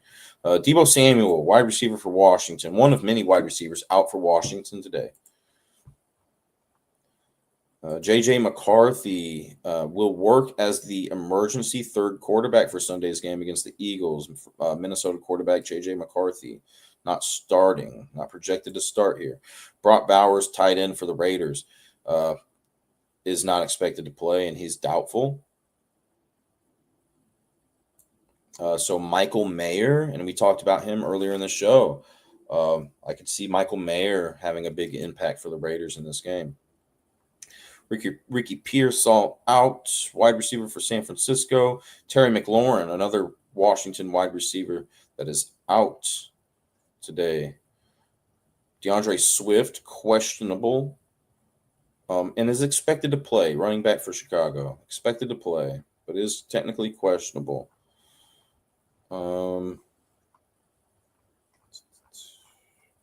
Darnell Mooney. He's been out since September 28th, so it's almost been a month. Looks like he may play. He's feeling good, is what I'm saying. What I'm seeing on here, feeling good about Mooney playing in this game. Definitely worth looking to see if is going to be limited in any capacity. Jacoby Myers, wide receiver for the Raiders. He's questionable and is looking to determine his status during the pregame workout in that game. Stephon Diggs, wide receiver for New England, questionable, but is expected to play. Josh Downs, wide receiver for the Colts, out. Concussion. Christian Kirk, Houston wide receiver, out. Calvin Ridley, wide receiver for Tennessee, out. Ray McLeod, Atlanta wide receiver, out. David Njoku, tight end for Cleveland, out. Haskins, running back for the Chargers, questionable. Slayton, wide receiver for the Giants, out. Zay Jones, wide receiver for the Cardinals, questionable. Wicks, wide receiver for the Packers, questionable.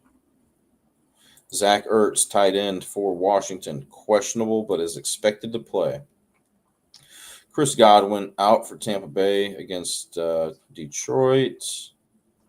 And those are pretty much the big notable injuries. Noah Brown, wide receiver for Washington, out. And that about does it with that. And then weather. We've kind of already talked about weather. I think some other guys are probably wanting to do a show here, guys. So Michael Mayer or Jacoby Meyer. I'm thinking Michael Mayer. Michael Mayer. Kansas City receiving yards allowed to wide receivers. They rank 9th best. And yes, Kansas City has been good at defending against tight ends this season. But if you look at last season, Kansas City was terrible at defending against that tight end position. And this season, I don't feel like they've been truly tested against a tight end, except Laporta last week, which he had 50 or 55 receiving yards. I think it was 7 receptions and a touchdown. So, I think that number looks a little bit better for Kansas City than what it is. And I'm not saying necessarily Michael Mayer is some, you know what I mean? If Brock Bowers was in this game, oh man, I would really like Brock Bowers, but I'm not saying Michael Mayer is elite here. Maybe I'm totally wrong, but I think he's going to have a decent game. And when we look at Michael Mayer last week, what was that statistic? I think he led let's go look at the game log. Let's go look at ESPN or ESPN.com. Michael Mayer, Raiders schedule. Because the Raiders, let's see, they played Tennessee last week, right? And I'm looking at this box score. And who's out? Jacoby Myers is questionable. Did we say that he was going to play or not? Let's go look.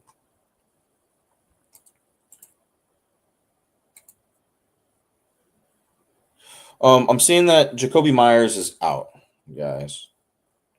So that makes me like Michael Mayer a little bit more. And with the fact that Brock Bowers is out, Makes me like him a little bit more. Ooh, I thought my computer crashed or something there for a second. So with Jacoby Myers being out,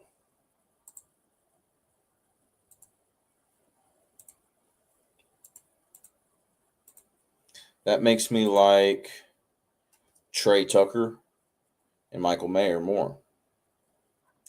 Those were the two. Those were the two guys that were targeted the most last week. Michael Mayer led this Raider team in target share last week, 7 total targets. Trey Tucker was next, 5 total targets. I would expect those numbers to go up in this game, especially if the Raiders are projected to trail in this game. And the next guy that led the team in target share, it was tied at third last week. Jacoby Myers and Genty both had 4. And then everybody else had 1 target. So these guys could see a heavy volume today. Trey Tucker, Michael Mayer, you know.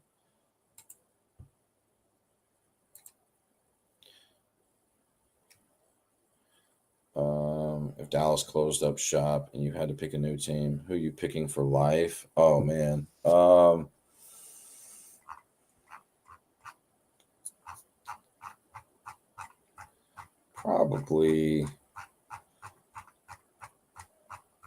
Probably the Chiefs. That's a good question, though. But anyways, yeah, I think some other guys want to get on the air. Please go check them out. They have some good information too, guys. I'm not necessarily a know-it-all or anything by any means. I just try to give you guys the best data that I can to help you guys, put yourselves in the most statistically favorable situations. Or if you just want to fade everything that I'm talking about, you don't believe in statistics, and more power to you. Because statistics are not everything. I think the best decisions are probably made whenever you're feeling something in your gut that's going to happen and the statistics align with it. Okay.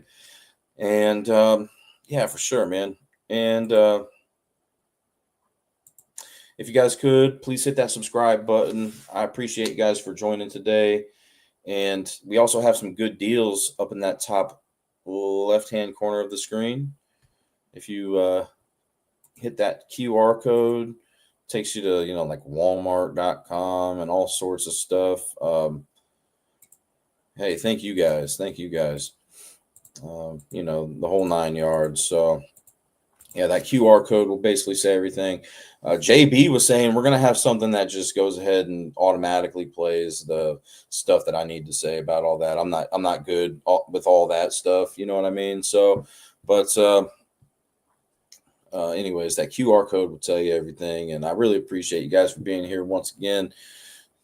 DM the favorite plays so you can tell right on. I can go ahead and talk about, after I'm on the air for like 3 hours. We got like an hour before kickoff. I need to, take a nice break.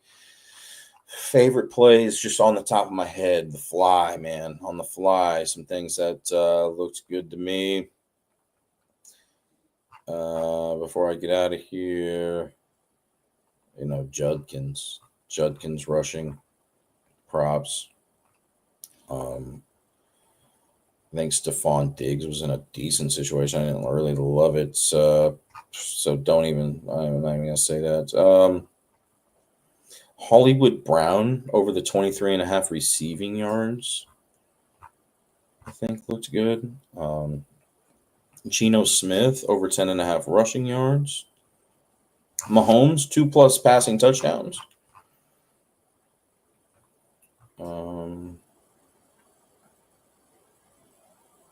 Jordan Addison receiving yards.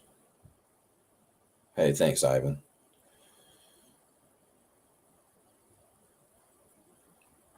I appreciate you guys more than you know for engaging in the chat and everything, and hope this helps you guys out.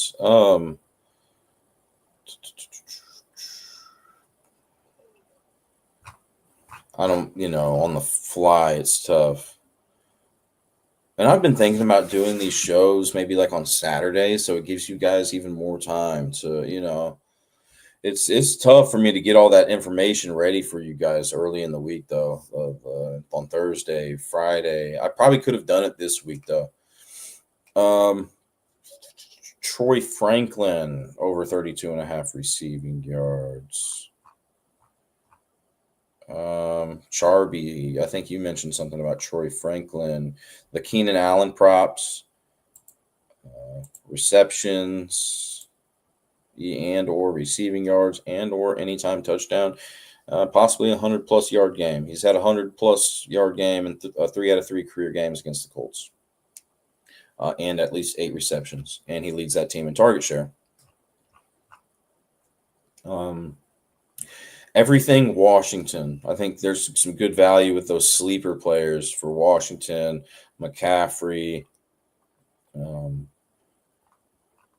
don't think you'll ever hear of more no-namers than in this Washington game today, just balling out of control against this Cowboys defense. And I hope I'm wrong, but don't be surprised if you see a list of 8 players for Washington that you've never heard of have a touchdown and 100-yard games in this one.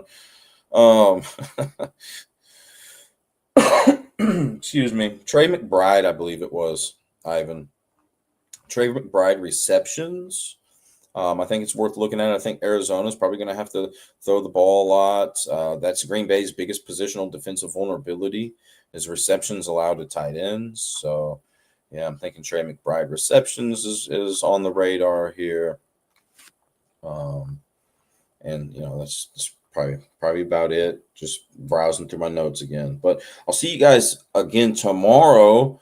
We have 2 Monday Night Football games.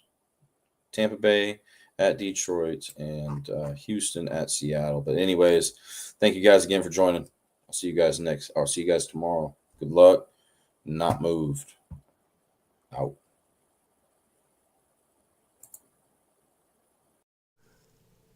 This non-casual podcast may not be reproduced, retransmitted, or reused without the authorized written consent of the Not Moved Podcast Network. Thank you, and we hope you enjoyed today's broadcast.